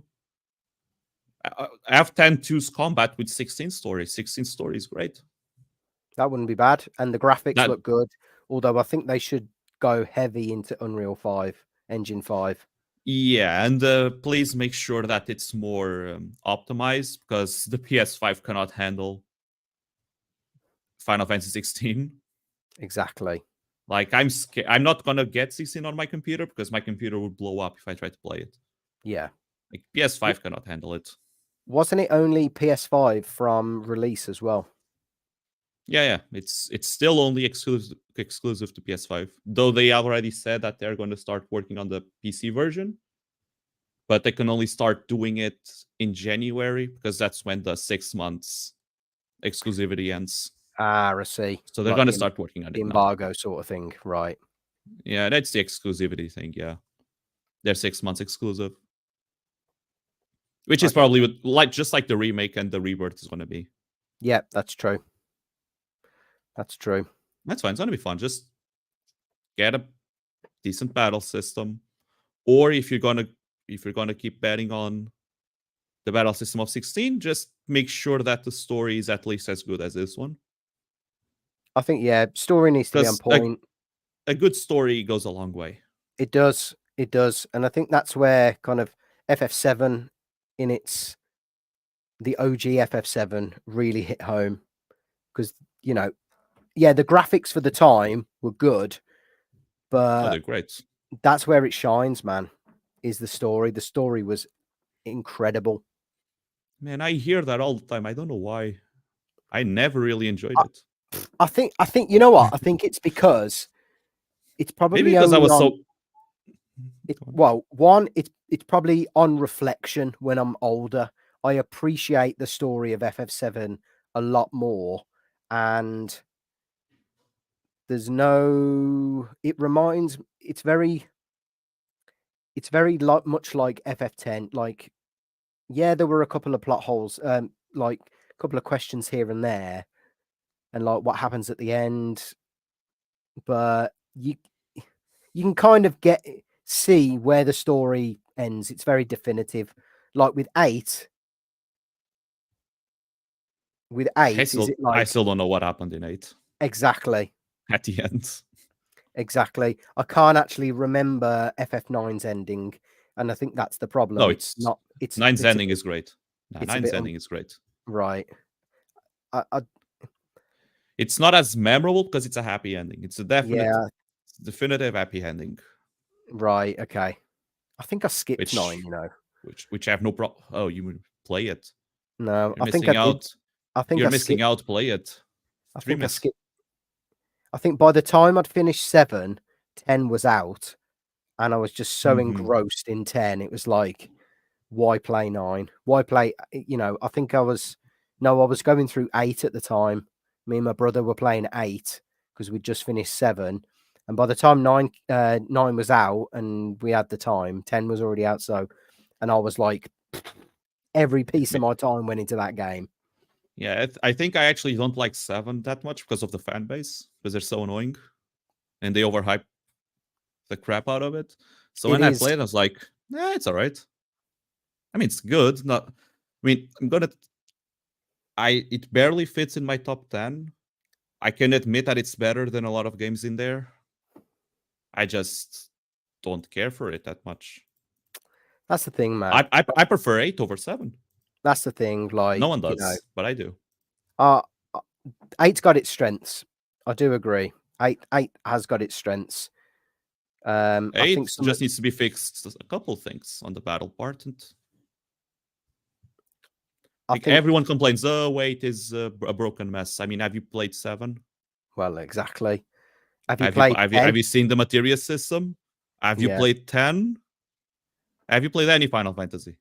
Apart from 13. 13 is the only one that's not completely broken. And then 13.2 takes care of that. No, 9 stories on par with Final Fantasy 10. I might have to check that out when I got some time. It's on par with 10 and 14. When we get some sort of remaster, maybe. Bro, just play 14 and see the true best villain in all Final Fantasy. Is that Pandemonium? Hell no, that's 11. Oh. I thought- don't know a lot about 11. I played it a bit, but I never really I delved always into get it. confused about where Pandemonium is from. I know Virtue's from 11. Pandemonium is not Absolute Virtue and Pandemonium. They are like optional bosses. They're like raids. They're not really villains. Right, okay. 14 has the best villain. Emmet Selk is the best villain. No love for Seymour Guardo, LG. That's all right. I love his theme music. I love his battle themes. I think he's underrated, man. He's definitely underrated. It's fun. That's actually, if they do a remake, please. Yeah, more backstory. Show Seymour. Yeah, because we get that cutscene, and then you have to find Anima. Yeah, exactly. Not the rest, and it's like, just make it not optional. More backstory. I think we can definitely play a bit more as Seymour. I don't know, because there's a lot of lore that can be explained on 10. I think so, with a lot of gameplay. Like, what the hell's penance? Isn't penance like a final Aeon or something? Exactly. What is penance? Is it someone's final Aeon? Is Sin still alive with penance there? If they had penance at the time of the last Sin, why didn't they use penance then? Be fair, why didn't they use any of the Dark Aeons? Even Dark Valifor would beat Sin. Quite possibly. Nah, there's no possible about it. I think they need some more lore there. Yeah. I can forgive that. That's extra stuff they added for our version. The poor Americans that don't even have it. Well, yeah, I suppose they do now, don't they? With the remaster, they don't even have an Omega. Omega is like what, 100k HP? 100k, and Ultima was 70k. Jesus just Christ! One shot them. I could beat that with the equipment you get in Zanarkand with Auron. It's that easy. Zanarkand? Initial Zanarkand. Initial Zanarkand. Exactly. Oh, I was gonna say. That's how much of a bloody pushover Ultimate Weapon is. Yeah. Anyway, I saw your vid, like, what? You have to do Omega now. 100%, man. 100%. Go farm 500 hours of Blitzball for Mega Phoenixes. No, I'm not getting Mega Phoenixes. What I am doing though is I'm going to set up the save. Yeah, I'm going to set the save up. So just going to set the save up and then just test it. Can you not get Mega Phoenixes in Omega? No, I don't think you can. Can you steal them from the chests? What can you steal from the chests? You probably know more than me. Mega Ruins. I don't think you can. Well, if anything, you don't get 20, that's for sure. No. Key Sphere, Bracer, Turnover, Key Sphere, Armlet, Friend Sphere, Key Sphere, Ring, Cactuar Wizard. No, I mean stealing from the chests. When you fight the Sun guy. No. It's what is it? Mega Potions and Turbo Ethers. Okay. No, that's fine. You can get Stone Proof. You can get Confused and Berserk. You can get Confused Proof as well. Oh yeah, from the eyeballs. Proof.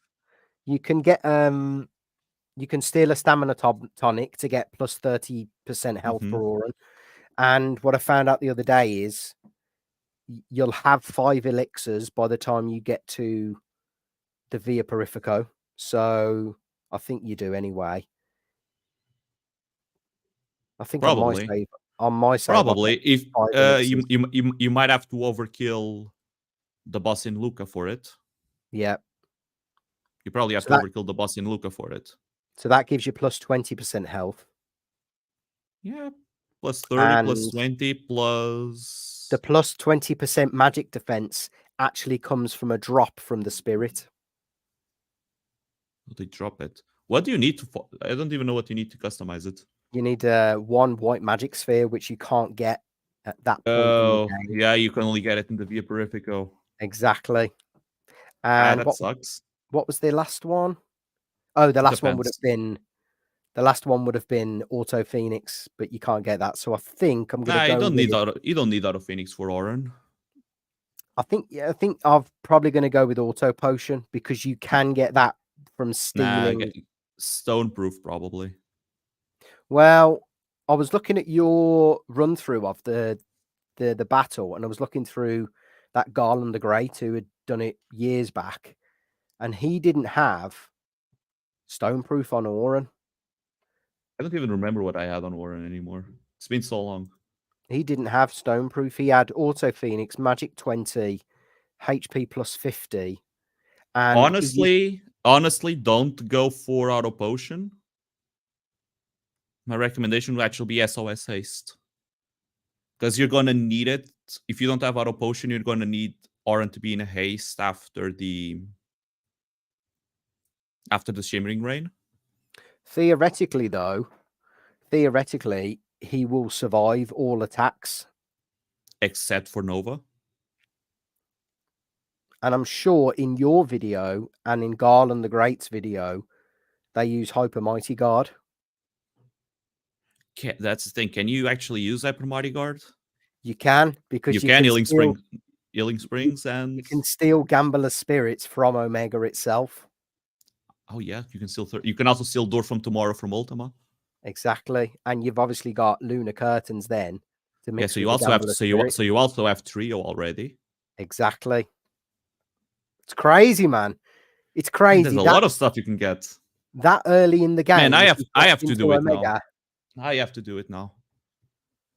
So what's going on with you then? 2024. What you thinking? What your plans, man? What your plans? 2024. I'm gonna keep going on my quest through all Final Fantasies. Hopefully faster, because now, starting this year, starting January, I'm gonna have a lot more time. Yep. So hopefully, I'm gonna start streaming as well, and I'm gonna start doing some challenges. Oh, nice. Which I'm already editing one. I'm still not sure if it's going to be a series or just one video. I'm doing a Titus solo, by the way. Nice. Titus solo? Yeah, I got 80 hours of footage to go through. I got it all recorded. Oh, nice. And it's time to edit it. Is that with Steal and Use? Or, nope. Or nope. With the Sphere Grid? It's own Sphere Grid. No customize. It's Titus only. Oh, wow. You can't use anything from anyone else. Apart from fights where you have to. Oh, wow, man. That's going to be cool. Like the first Sin fight, for example. That's going to be cool. I don't know if it's going to be a series or a video, but I'm going to start doing the challenges. Because I just noticed, right? Go on. That the channel is almost like monetizable. So I'm like, oh. Yeah, it's getting there. Why not start pushing for it, you know? It was never the goal, but you know what? Push it. I fully agree, man. I fully agree. I mean, since I dropped that first part challenge, I've done a couple of it's done good for you. But that's done really good. Even the character ranking one has done good. Now you've got your subs. Like I've seen your theory for House of Dragon, which I wish I understood any of it, but I'm a complete noob. I have no idea what you're talking about on there, but you know what? It's good. I watched it. Oh, thanks, man. Appreciate it, honestly. Because I'm watching House of Dragon, but I'm kind of those guys where I watch a series and my brain goes off. I just turn it off. I just watch it. Well, so when I see you speaking about, I don't even remember what it was like. What are you talking about? The theories and that. I barely remember Game of Thrones, so. Something to maybe recap them before season 2 House of the Dragon comes out. Yeah, I'm gonna have to go through all your videos as well. You know what? The first things that I dropped, which was August 2022, when I started the channel, were really long, unedited, basic bitch House of the Dragon season 1 reviews, which got like anywhere from hour and a half. 20 to 50 views or something. So, which is not bad when you started. My videos when they started, they were like 5. And you got 100 subs faster than I did. Listen, man. No, you started growing faster. But then, yeah. When are you finishing your No Sphere Grid guide? Oh, that's the bane of my life. That's literally like the bane of my life. As soon as I get some time, I'm like this weekend, I've had the whole weekend off. My missus has been at work. And I'm thinking, right, I've got some time to get that done. And then I hit 100 subs. So I've got to do something for that. And then and then it's 2023 review. So I've got to do something for that. And then I've got that.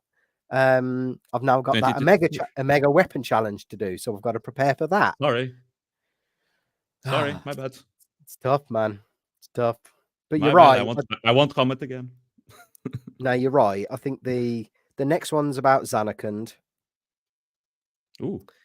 The next one's Zanarkand. The one after that will be Spectral. And then the big one, number 24, is Unalesca. Unalesca, no confuse proof, no death proof, no zombie proof, no any proof. Just all basic bitch equipment, no customize. Nah, no, I know how you can do it. That's just going to be annoying. No confuse proof. It'll be long, but it'll be good, man. 4 it's hour basically video? well, I reckon an hour and a half. It's basically the same strat that you use for no sphere grid, no customize, no overdrive, no blah blah, no this, no that, no the other. I hate that challenge. Yeah, it's the same strat as that. You just tank up Waka, Kamari, who have already got confused wards, and I picked one up for Tidus in the Calmlands. You basically just use those during the confusion phase and have those tank the death phase. Have you already done it? I haven't, but Oh. I did it probably about 4 or 5 years ago, just on my own. And that strategy has always like remained up here. So I never do it because I like farming 4 items so much. Maybe it's my MMO brain at work. I just like farming, so I always just farm for the items. That's cool, nice. man.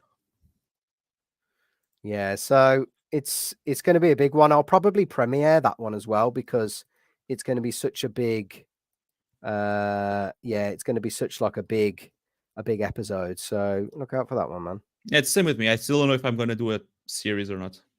Because I went through the footage, I've taken clips, and I'm already at like 40 minutes, and I'm like, how long is this video going to be? I think unless kind of like you just do like boss fights and specific random encounters, then maybe do a series. But if you did boss fights and just boss fights, maybe like I was watching one from Primal Liquid the other day, some challenge he did, and he just one of them. He just literally shows the boss fights, and he can get all that wrapped up in about. Yeah, I show all the boss fights, and I show some 30-40 minute video. Yeah, I show some random encounters. Some random encounters are nice, though most of the challenge is just me running away from fights. So it is what it is. No, but yeah, that's what you can look forward to. More challenges. Ace, man, looking forward to it. And of course, we've got some and some streams. Yeah, we've got some ideas as well coming up. I know we've been talking this and that on Twitter. Let me just pull up. Bring out all the ideas. We'll collab on anything. Exactly. What we were talking about before we were. I know we were on about one of the tier lists again, which was ranking equipment. But I've got an idea for a video on that. We had so many. We still have to rank all Final Fantasies.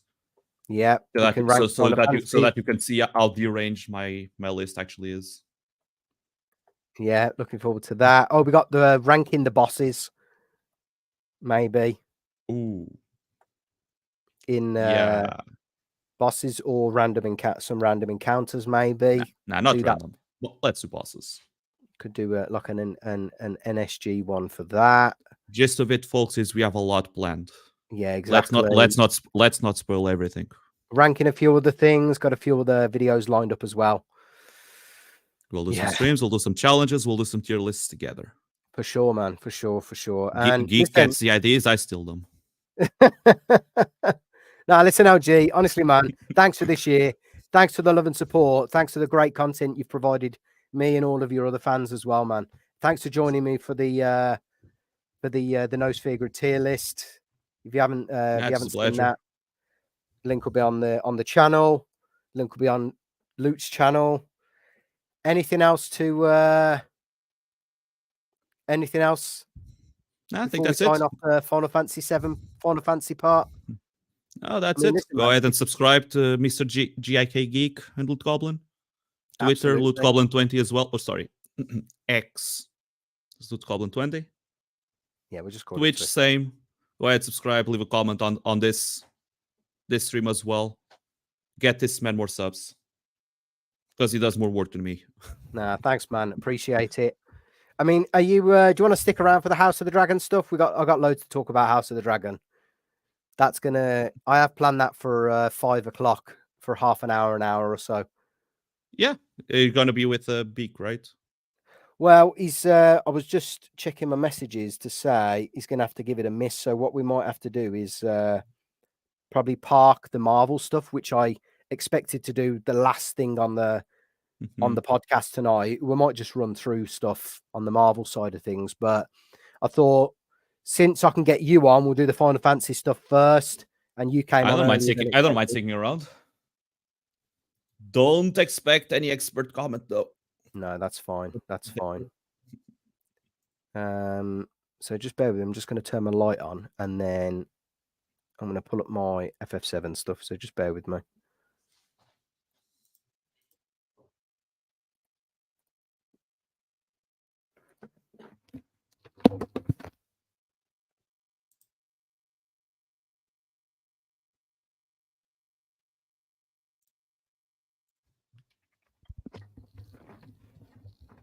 Right, that's better.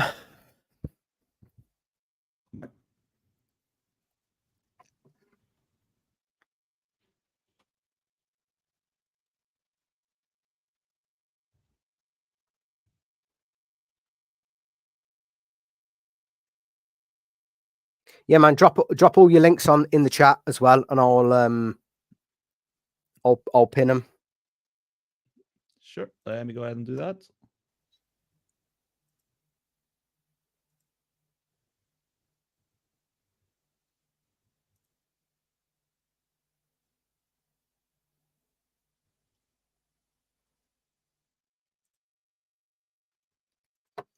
Sweet, man.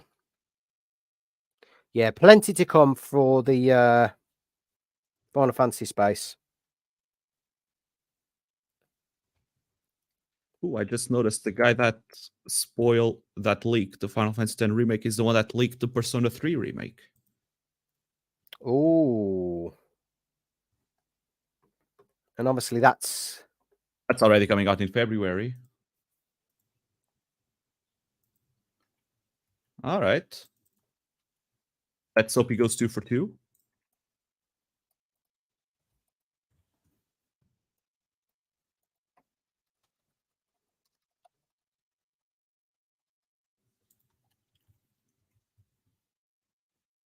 right. Let's get these on the channel. Let me see if I can get your /LootGoblin. There we go.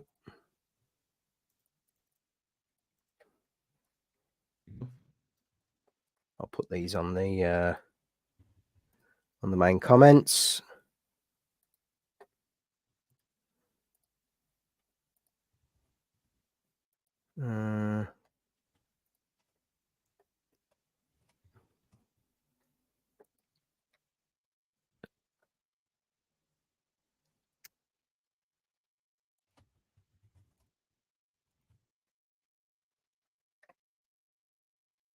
You can't tab. Right. There it. A few of them are on the chat anyway. And then you got the Twitter.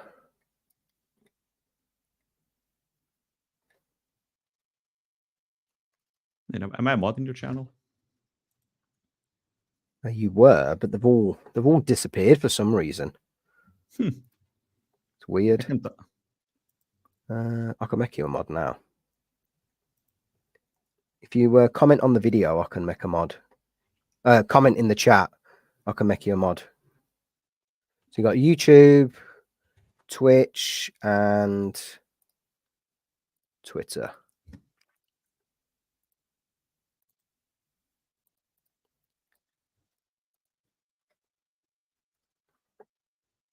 Oh no, I need your Twitch one. Copy link. There we go. So all of Loot's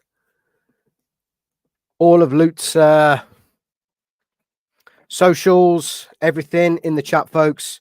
Drop a like on his video. Subscribe if you're not already part of his community. Does some great stuff, some great playthroughs. What you're currently working on, LG? FF17? Right now I'm on 12. I just finished 13 story. Yeah. So I'm now finishing up 12 story.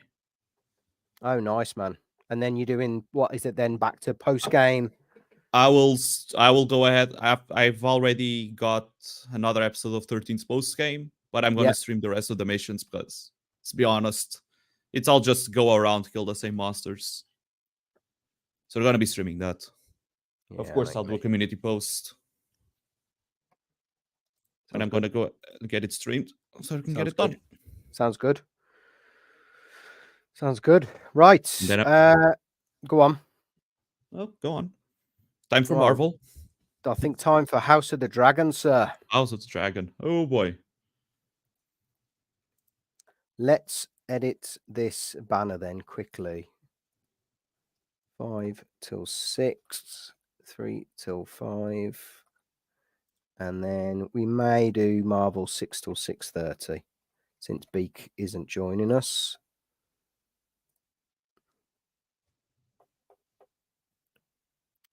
Right. So if you join us in the chat, great to have you with us. Drop a like, smash the subscribe button if you haven't already. LootGolin, it's gonna you sticking around, pal, for the House of the Dragon around for a bit. I'll stick around a bit more. Ace, man. Ace. I need to be educated. Ace. Hey, listen, man. It is one of the most hyped shows for me anyway for next year. So let's get that Final Fantasy poll closed. Let's start a new poll. If you're a fan of HOTD and you're in the chat, what are you excited for most?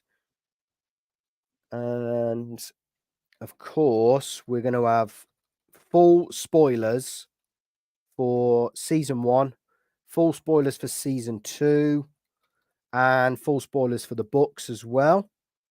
What else? Battle of Rook's Rest or other. So make sure you're having your say on the chat poll. That new one's gone live now in the comments. So let me know what your thoughts are. I'm definitely excited for Blood and Cheese, which I guess to bring you up to speed, what LG. So let me get the right stuff shared here.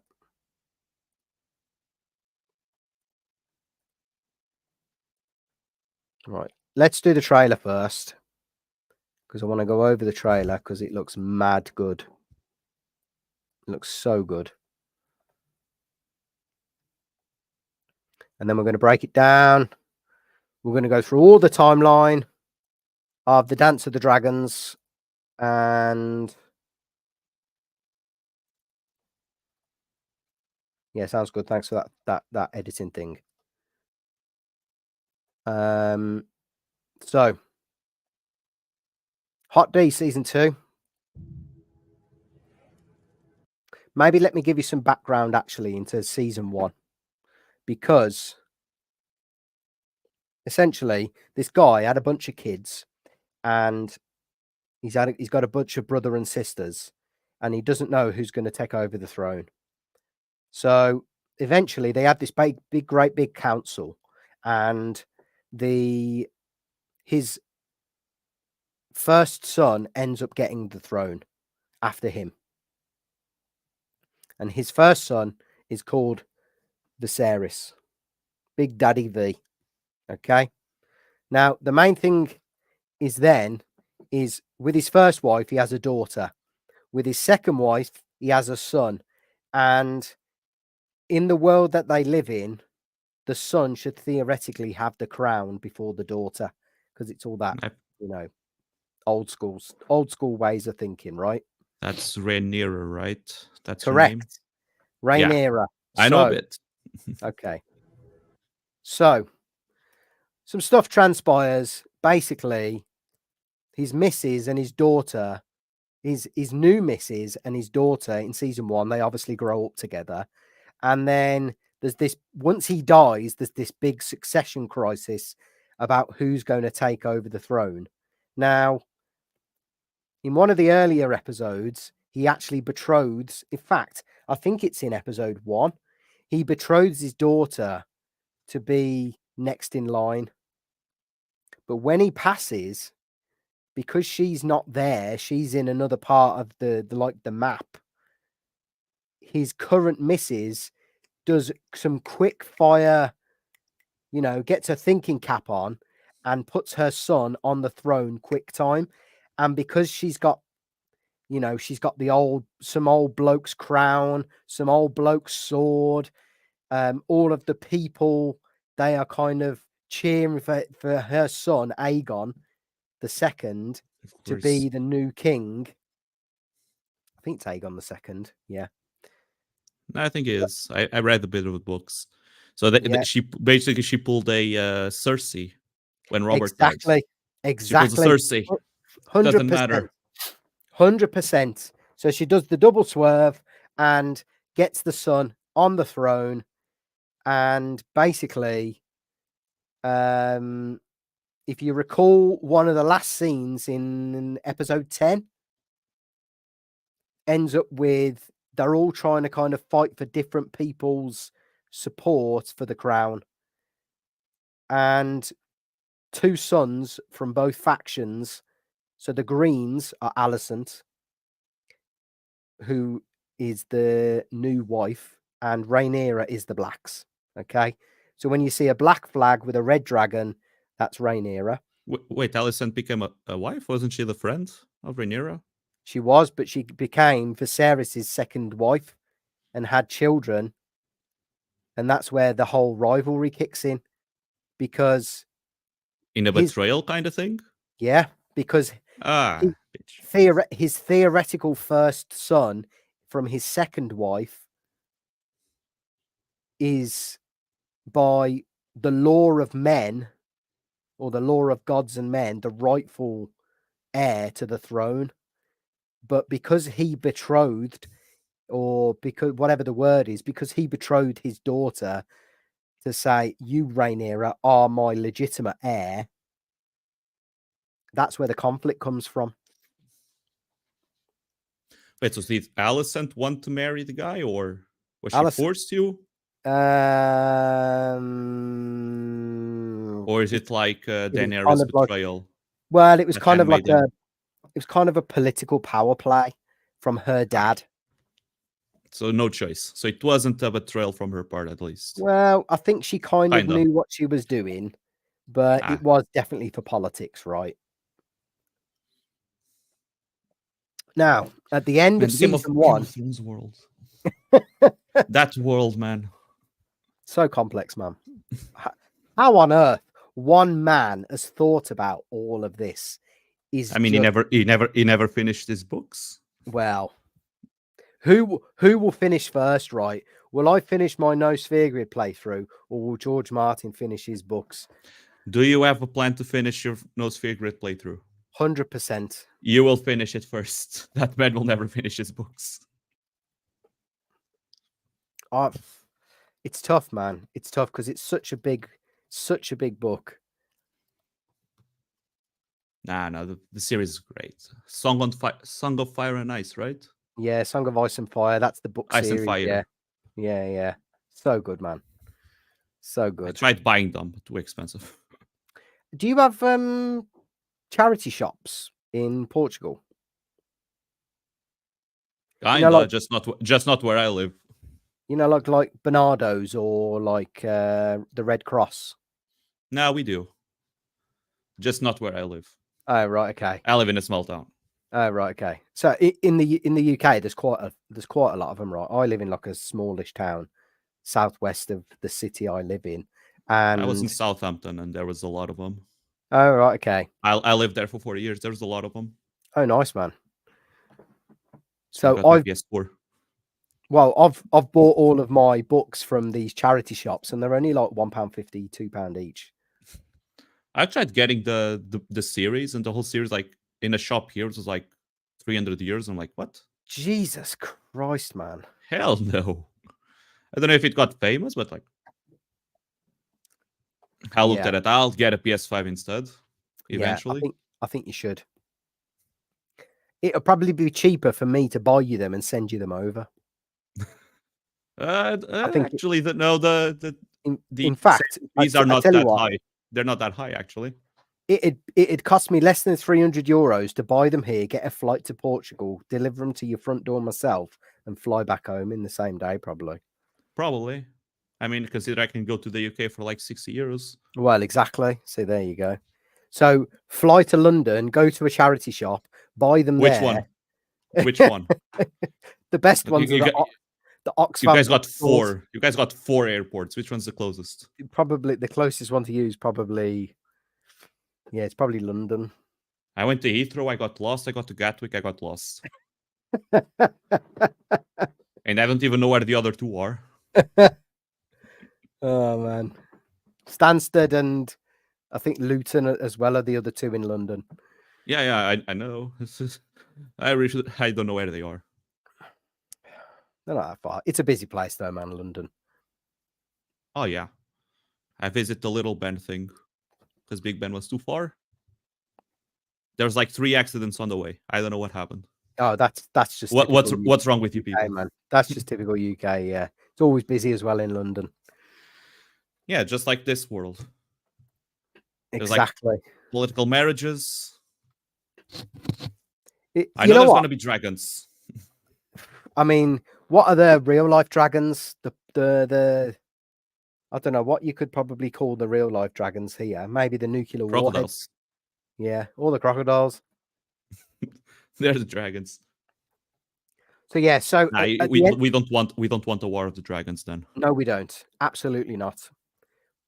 What we do want though is we do want more teasers this year of season 2, right?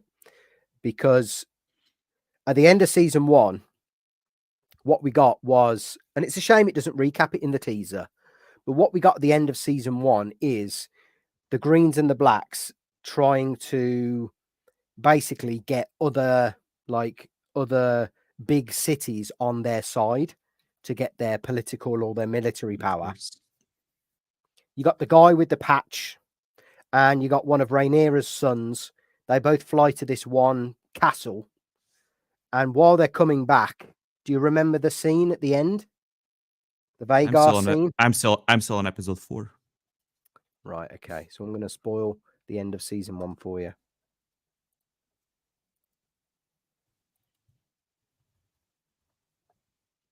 Essentially, one of the Greens kills one of the Blacks' sons. Okay. So Aemond One Eye. Let me get up his Aemond Targaryen. So this guy. Do you remember him? You probably So this guy, I've seen him. He looks nice. This guy is an absolute terror. Lucerys Targaryen. Basically, at the end, right, this guy kills this kid on Dragonback. And what that sets up is, but actually, it wasn't him. It was his dragon. Okay? Because there's the whole facade that the dragons can be controlled, but they can't. They can't. They think they can control them, but they can't, right? So this guy's dragon kills him and his dragon as well. Now that sets up the premise for season 2. Okay, someone's son is dead. Now, typically, what you'd expect in this exactly. So what we've got is now I'm assuming that blood and cheese you spoke of is going to be the red wedding. Right, it's going to be an all-out war.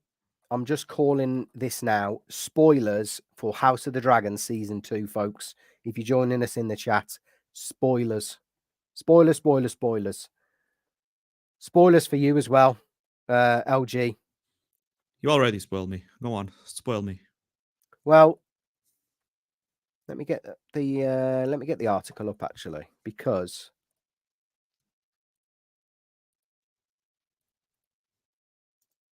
this fancy website is showing us, and we can't really see. It's showing us the episode names, and episode 1 is titled "A Son for a Son." Now, in Fire and Blood, in the books, there is a scene known as Blood and Cheese. And if you're a fan, you've probably seen this before, right? But you're right. It's basically the Red Wedding, a smaller, more intimate version of the Red Wedding that happens in this storyline. And it is fucking brutal. I've got to be honest. It is one of the most vile storylines ever. But essentially, the outcome is a son for a son, revenge, like you said. Now, whose son is it? Well, you King have a son already. Spoilers again in the chat, right? I know there's a couple of you watching. Spoilers, massive spoilers of House of the Dragon Season 2. Episode 1, a son for a son in Season 2. Now, if that might as well be called Blood and Cheese, because Damon, you remember Damon, sexy guy, plays Doctor Who with the long hair. He's going to organize for two bastards, two right knobheads, and let me get the part of the trailer.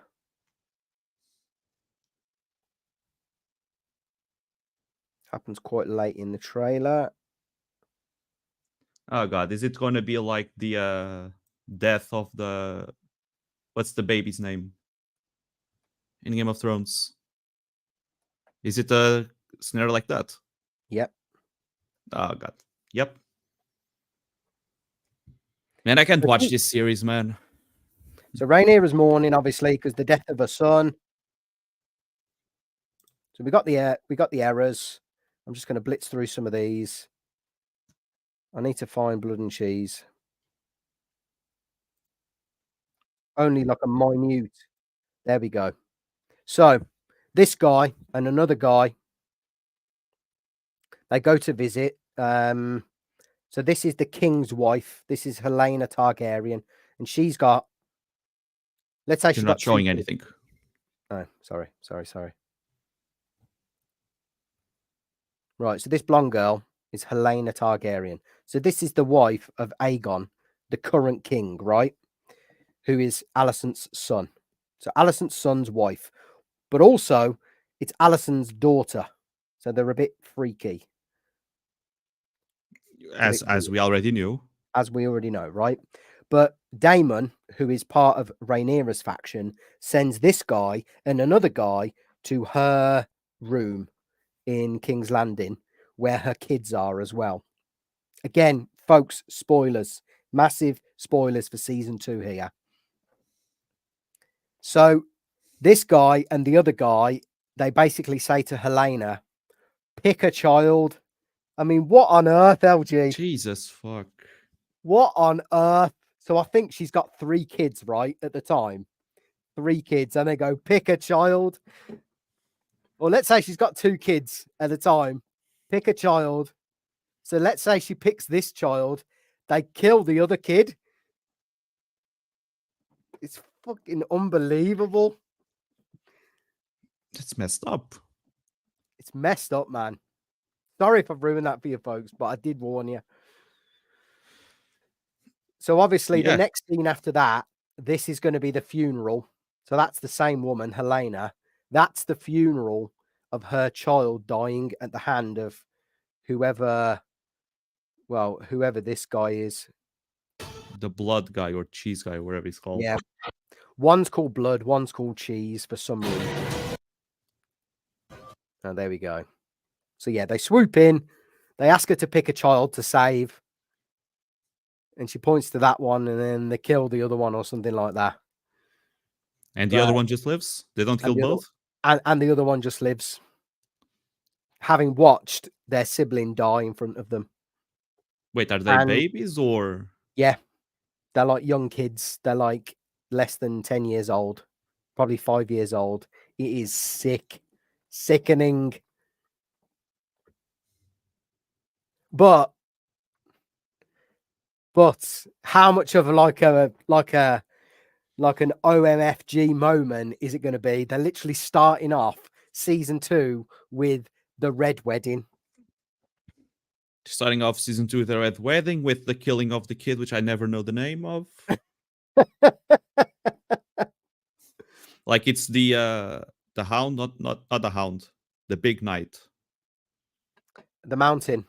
The Mountain. It's the Mountain all over again. Yep, it is. You're spot on. You're spot on. So let me go back to the episodes then.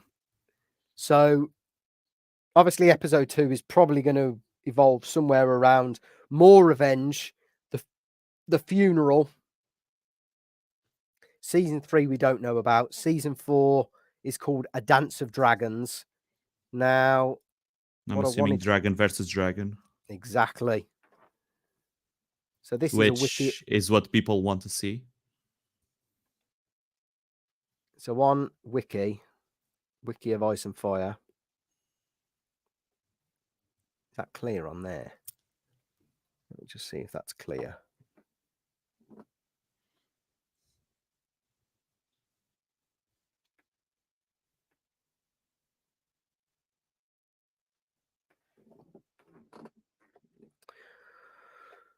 That's clear enough. So, yeah, the coronation of Aegon.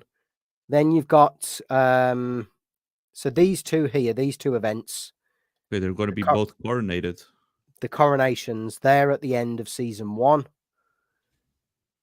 This is Sultan Harrenhal. This is going to be Daemon, the sexy guy with the long blonde hair. He's going to go to another castle and wreak havoc, basically. Then you've got potentially a dragon battle. Maybe you've got this dragon battle. Yeah, maybe you've got a dragon battle in episode 1 as well. Yeah, like kind of like a distraction. Yeah, pretty much. Or maybe like what we saw, some dragons moving about here and there, like in season 1. Then you've got Blood and Cheese. But I think Blood and Cheese is going to happen pretty early on. I think that's going to end episode 1 with like. Yeah, I think those two are going to be episode 1 then. I think so. It's going to be the fan service part of the dragons, of course, serving as a distraction.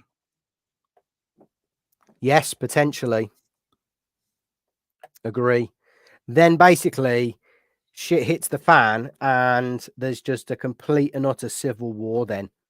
And there's just battle after battle after battle. So A Dance of the Dragons is likely to be, episode 4 is likely to be this battle called the Battle of Rook's Rest, which basically Alicent's son. So let's get a picture of Alicent's son in the trailer.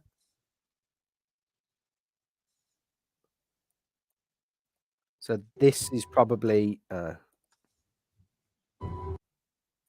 Rook's Rest, maybe. Where is he?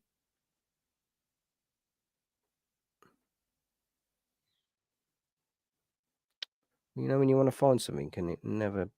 Nope, never. You want to see Alicent's son, hold up. The war be fought.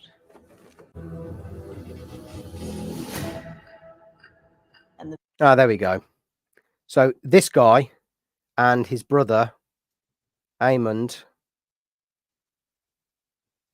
the guy with the one eye. They're going to fly to Rook's Rest. And so is this woman. Where if I can find her. And so is this woman who we saw in season 1, the old bird. And they're going to have a big The confrontation. Yeah, they're going to have a big confrontation on Dragonback. So that's going to be on Dragonback. So that's going to be a mad fight. So that's going to be episode. That's going to be live or die by the CGI. Absolutely. I mean, most of the budget's going on CGI for this. Then pretty much 5 and 6 we don't know about. 7. So in Fire and Blood as well. There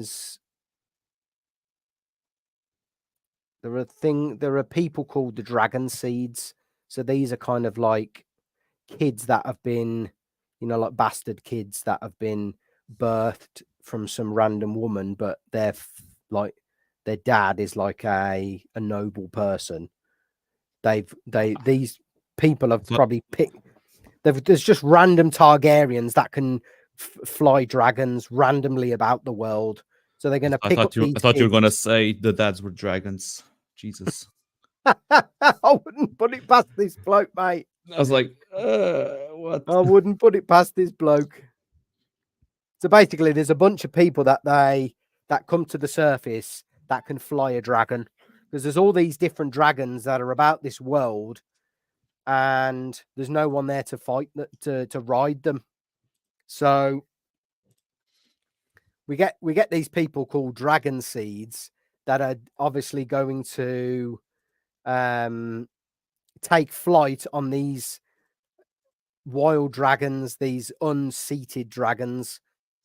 And in one of my in the theory video I dropped out the other day, one of these Dragon Seeds could be Laenor, who, do you remember in season 1? The guy that kind of faked his death and went off in the boat. Let me get up a picture.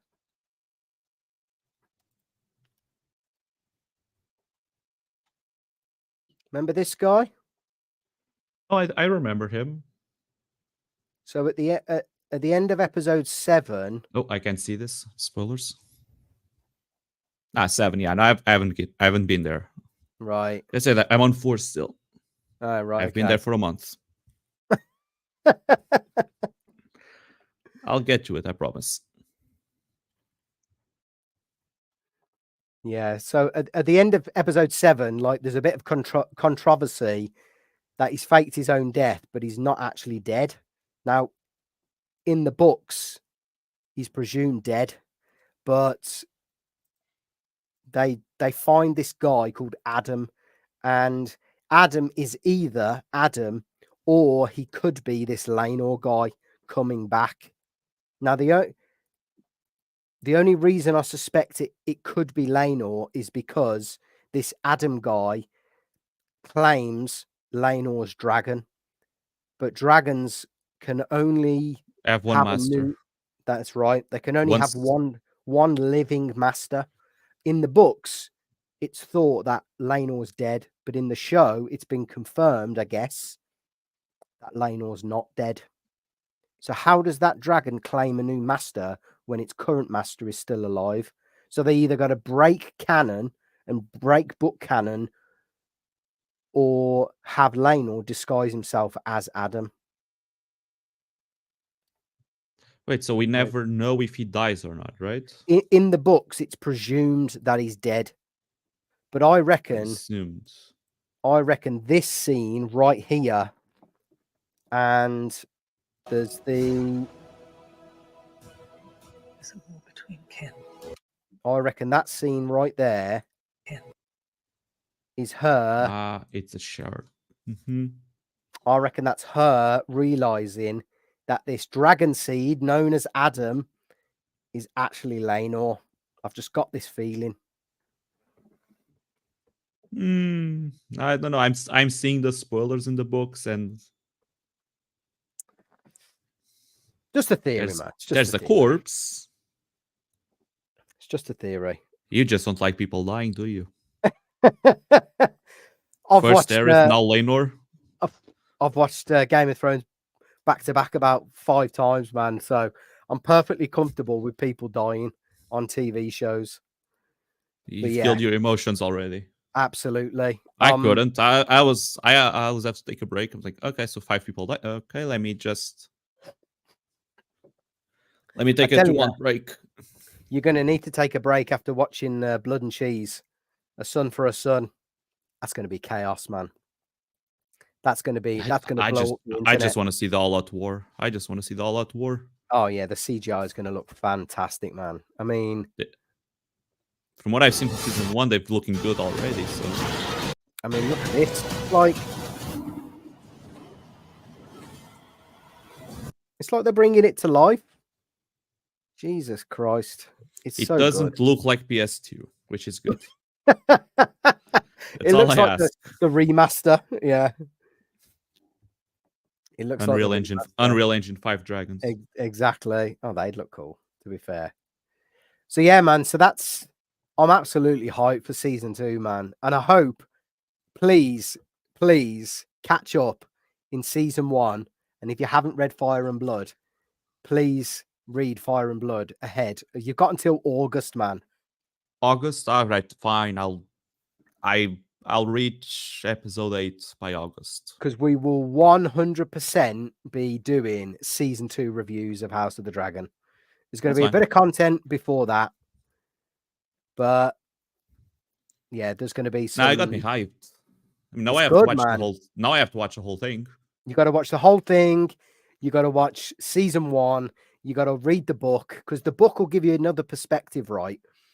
The show is like the definitive version of the book, but the book it's almost like a cross between presumption, opinion, and fact, all rolled into one. Is it faithful to the book? Because I know Game of Thrones isn't completely faithful to the book. The only thing I picked up on in season 1 that isn't faithful to the book is that whole Lenor storyline. But it actually, which is not faithful by theory. Exactly. It's presuming, and that's the thing, right? The book is told from the account of what the maesters knew, like what the priests know, and what people have told the priests, and from the perspective of a jester in the council, in the small council.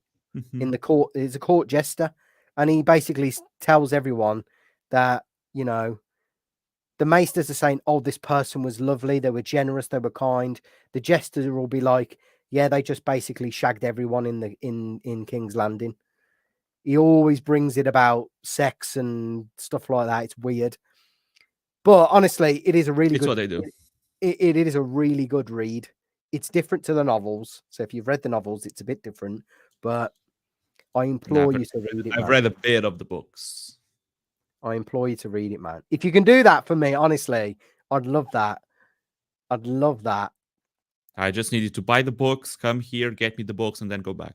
Yep, that's fine. That'll cost me about £80. 80 quid. £20 to buy all the books. £60 on a flight. Probably £20 for all the books. Yeah. How the hell did they charge me 300 here? What? Like I said, charity shops. I think I bought all 7 because some of them are like book 3 is 2 books, book 5 is 2 books. So there is one here on sale which is like 55 euros. Okay, that's something. That's better than 300 euros. When I said like, no, I'll watch the series. Thank you very much. This is on HBO, right? I'll pay for HBO Max. Exactly. So the one thing, right? The one thing, and I do want to touch on this again. The one thing that I really hope that they sink deep into for season 2 is all the prophecy stuff, man. Is all the prophecy stuff, all to do with the White Walkers, the others as they're known in the books. This whole Song of Ice and Fire thing that Viserys talks to Rhaenyra about. Man, I absolutely loved that stuff in season 1. Absolutely loved it. And I really hope that they go deep on that stuff, because there is some opportunity for them to tie this in to Game of Thrones and the White Walkers and the others. Maybe not the Night King, because the Night King doesn't exist in the books, but definitely 100% link it to the White Walkers or the others or whatever they want to call them. Probably 100%. because Night Walkers at the end of the day are dead people. Exactly. Now We are already in a war. Well, and it'll be. I don't think the war happens in the north though, so there isn't probably a chance. What we do see though is, where's that shot? Is it before this? There is no war so hateful to the gods. Here we go. One of the characters, like Rhaenyra's other son, the living son, he goes north to get the support of the Starks. So we'll see the Starks, which is great. But also, my suspicion is he will venture to Castle Black. And what's near Castle Black, LG? Got the White Walkers. You got the cold. Maybe we could see them there. Maybe. I don't know if we're going to see the White Walkers here. Or, and I touched on this in my theory video again, so spoilers. Or what we could see is them in some sort of vision from Rhaenyra or someone else that knows about this, a Song of Ice and Fire prophecy. Those are just my yeah. Oh, so she knows? Well, she knows about, so in the first, I think it's the first couple of episodes, a Song of Ice and Fire prophecy.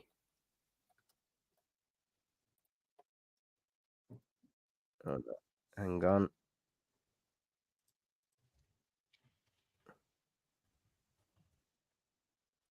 Here we go.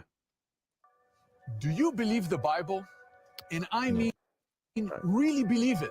No.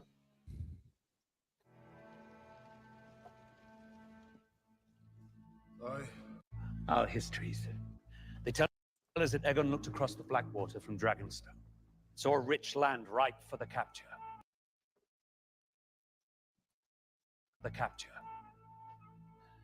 But ambition alone is not what drove him to conquest. It was a dream.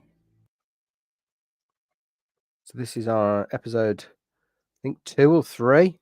No, it was episode 1 actually, I think, of the first season. No, yeah, that's at the start. Yeah. Saw the end of the King tells her. Or the end of the world of men. Just to begin with a terrible winter. Oh, there you go. The winds of winter.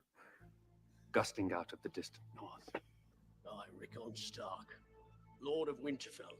Aegon saw absolute darkness riding on those winds. Oof. They're So, yeah. the Night King as well. Don't think they name him by the Night King. Yeah, honestly, they don't name him, but they talk about the others as in like a collection of undead, I think. Which is what they are. Yeah, exactly. So I really hope that they sink more into this prophecy, right? Because it just opens up the doors for them to stick to the books, but also retcon what happened in season 7 and 8 of Game of Thrones. Because that was just the biggest. We never got confirmation who the prince is, right? Exactly. People think it might be Jon Snow, but exactly, we never got confirmation of that. They didn't lean into anything to do with Azor Ahai. They didn't lean anything to do with Lightbringer, the sword, all that stuff. No, that's stuff I was always like, because I heard of it, of like people talking about it online, and they never showed anything on Game of Thrones. So I'm actually excited for that. Yeah, that should be really good, man. That should be really good. Game of Thrones doesn't really touch on any of that. It doesn't care about the prophecy. No, I don't think it does. Let's be honest. I don't think it does. I think after season probably. Well, it's after season 4. They ignored the books. They almost ignored the books. After season 4, they kind of did. They went on their own track. But the books just, even now, man, they're like, we're nearing the end of the books and they're still going out. The story's still expanding. So he's never going to finish the books. It sounds like he needs about another 10 books to finish it all off, to wrap it all up. Or it's like these One books, Piece, it never ends. Or these books are going to be like 3 or 4 books at a time now. I mean, when was the last book he released? It was like, what, 12 years ago? Something like that? Yeah, 12 years ago. Absolute joke. Absolute joke. 2011. Yeah. July, something, think. So 12 years ago. Oh, there's one in the works, actually. What he has brought out, though, George, is... It's never going to work. This is actually a nice segue onto the other parts that I want to discuss about George. Talking about his books, actually. Never mind you, mate. 1,100 pages. Yeah. So last year, he was on a show and he said, I've written 1,100 to 1,200 pages. And this year, he's quoted on his blog saying he's written 1,100 pages. So all of this year... Just release the book. Well, this year he hasn't done anything on it, which just baffles me. Just release the book. Just release the book. It just baffles me. Just make it 500 pages. That's enough for a book. He said he's done 1,200 pages. He's got 500 more to go. But that was last year. That was this time last year. So for the whole year, he's obviously been distracted by other stuff, hasn't he? And now he made another 1,100 pages. So the 400 page prediction. No, what they're saying is he'd written 1,100 then, and he's only still written 1,100 now. Oh, so he hasn't done anything. He hasn't done anything. Writer's block. Yeah, maybe. Maybe he doesn't know who Azor Ahai is, or the prince that was promised, or he doesn't know how to. I mean, to be fair, this has to be a tough thing to type. Oh yeah, mate, it's such a complex story, isn't it? So yeah, so that's season 2. LG, absolutely buzzing for that, man. If you can do that homework, that would just make me a very, very happy man. You know, I thought I was out of school and now I have homework to do. That's fine. I'll get it done. I promise, Teach. I'll watch. No, I'm actually excited. Like, I mean, I started watching Game of Thrones because of dragons. Yep. And that there was no dragons. And then when there were dragons, like actually fighting, it was the last seasons like meh. Seasons suck. Yeah. But no, I enjoyed the story. I just hope that it doesn't go season 8 again. You know what? Because Rhaenyra, so far, she's cool. The 4 episodes I've seen. Yep. I can't say for the rest of the season, of course. Right. First episode, like, she's cool. I thought about that about Daenerys as well until the end. So I just hope that she has a proper ending. Because we already know what happened to them. All these people are dead. Yeah. At the end of this. I just hope they have a proper ending. Yeah. I mean, the key takeaway, right, is George Martin is on set. He's on set with the showrunner, Ryan Condal. He's there. Oh, he's there. Next to him. Well, he's there. He's either on the end of the phone or he's there with him. Anything I don't know if that's good or bad. Well, anything. He's keeping them to the story. The one comparison here is the guys who did Game of Thrones, they had George Martin there as well from seasons 1 to 4, and seasons 5 to 8 he wasn't there, and look how bad that turned out. I mean, okay, I'm gonna throw them a bone. The last seasons of the Game of Thrones, they had no more material to go through. Mm-hmm. So they had to. I absolutely blame George. yeah, they have to Work make with something up on the spot, like Exactly. they work what they have, which is why it was shorter. Exactly. But if this, because they have plenty of material for this, like they have no excuse for this House of the Dragon. This is a prequel. Yeah, They have can plenty of material. And If they mess up, it's on them. Yeah, agree. And they've got George on side. The last time George was on side was with Elden Ring, and look how that turned out. Well, exactly. I mean, Great. the last time, you know what? Look how great that game turned out. So I've got real high hopes for this, man. I have, and I think we've got to wait until it says summer 24, but that's more like August. That's like late summer. It's gonna be a packed summer. Yeah, man, it's gonna be good. It's gonna be good. FF7 Rebirth. Rebirth already in February, right? Yeah. So Rebirth in February. I'm just gonna get my my notes up. Yeah, the part 2 of the DLC for 16 also in February. Persona 3 Persona 3 Reload in February. I got Dawn Trail, Final Fantasy 14, the new expansion in June. Jesus. There you go. Got a year's worth of content already. I think there's a bunch and of. Then I still got the rest of season 1. Oh, there you go. You got your homework to do as well. You're going to be busy till next December. Remember when I said at the start I'm going to start streaming more? You're not going to have. I lied. You're not going to have enough time. No, I mean, look, man. There's plenty to be getting on with. Sounds like some great content lined up. I know we've got some content lined up.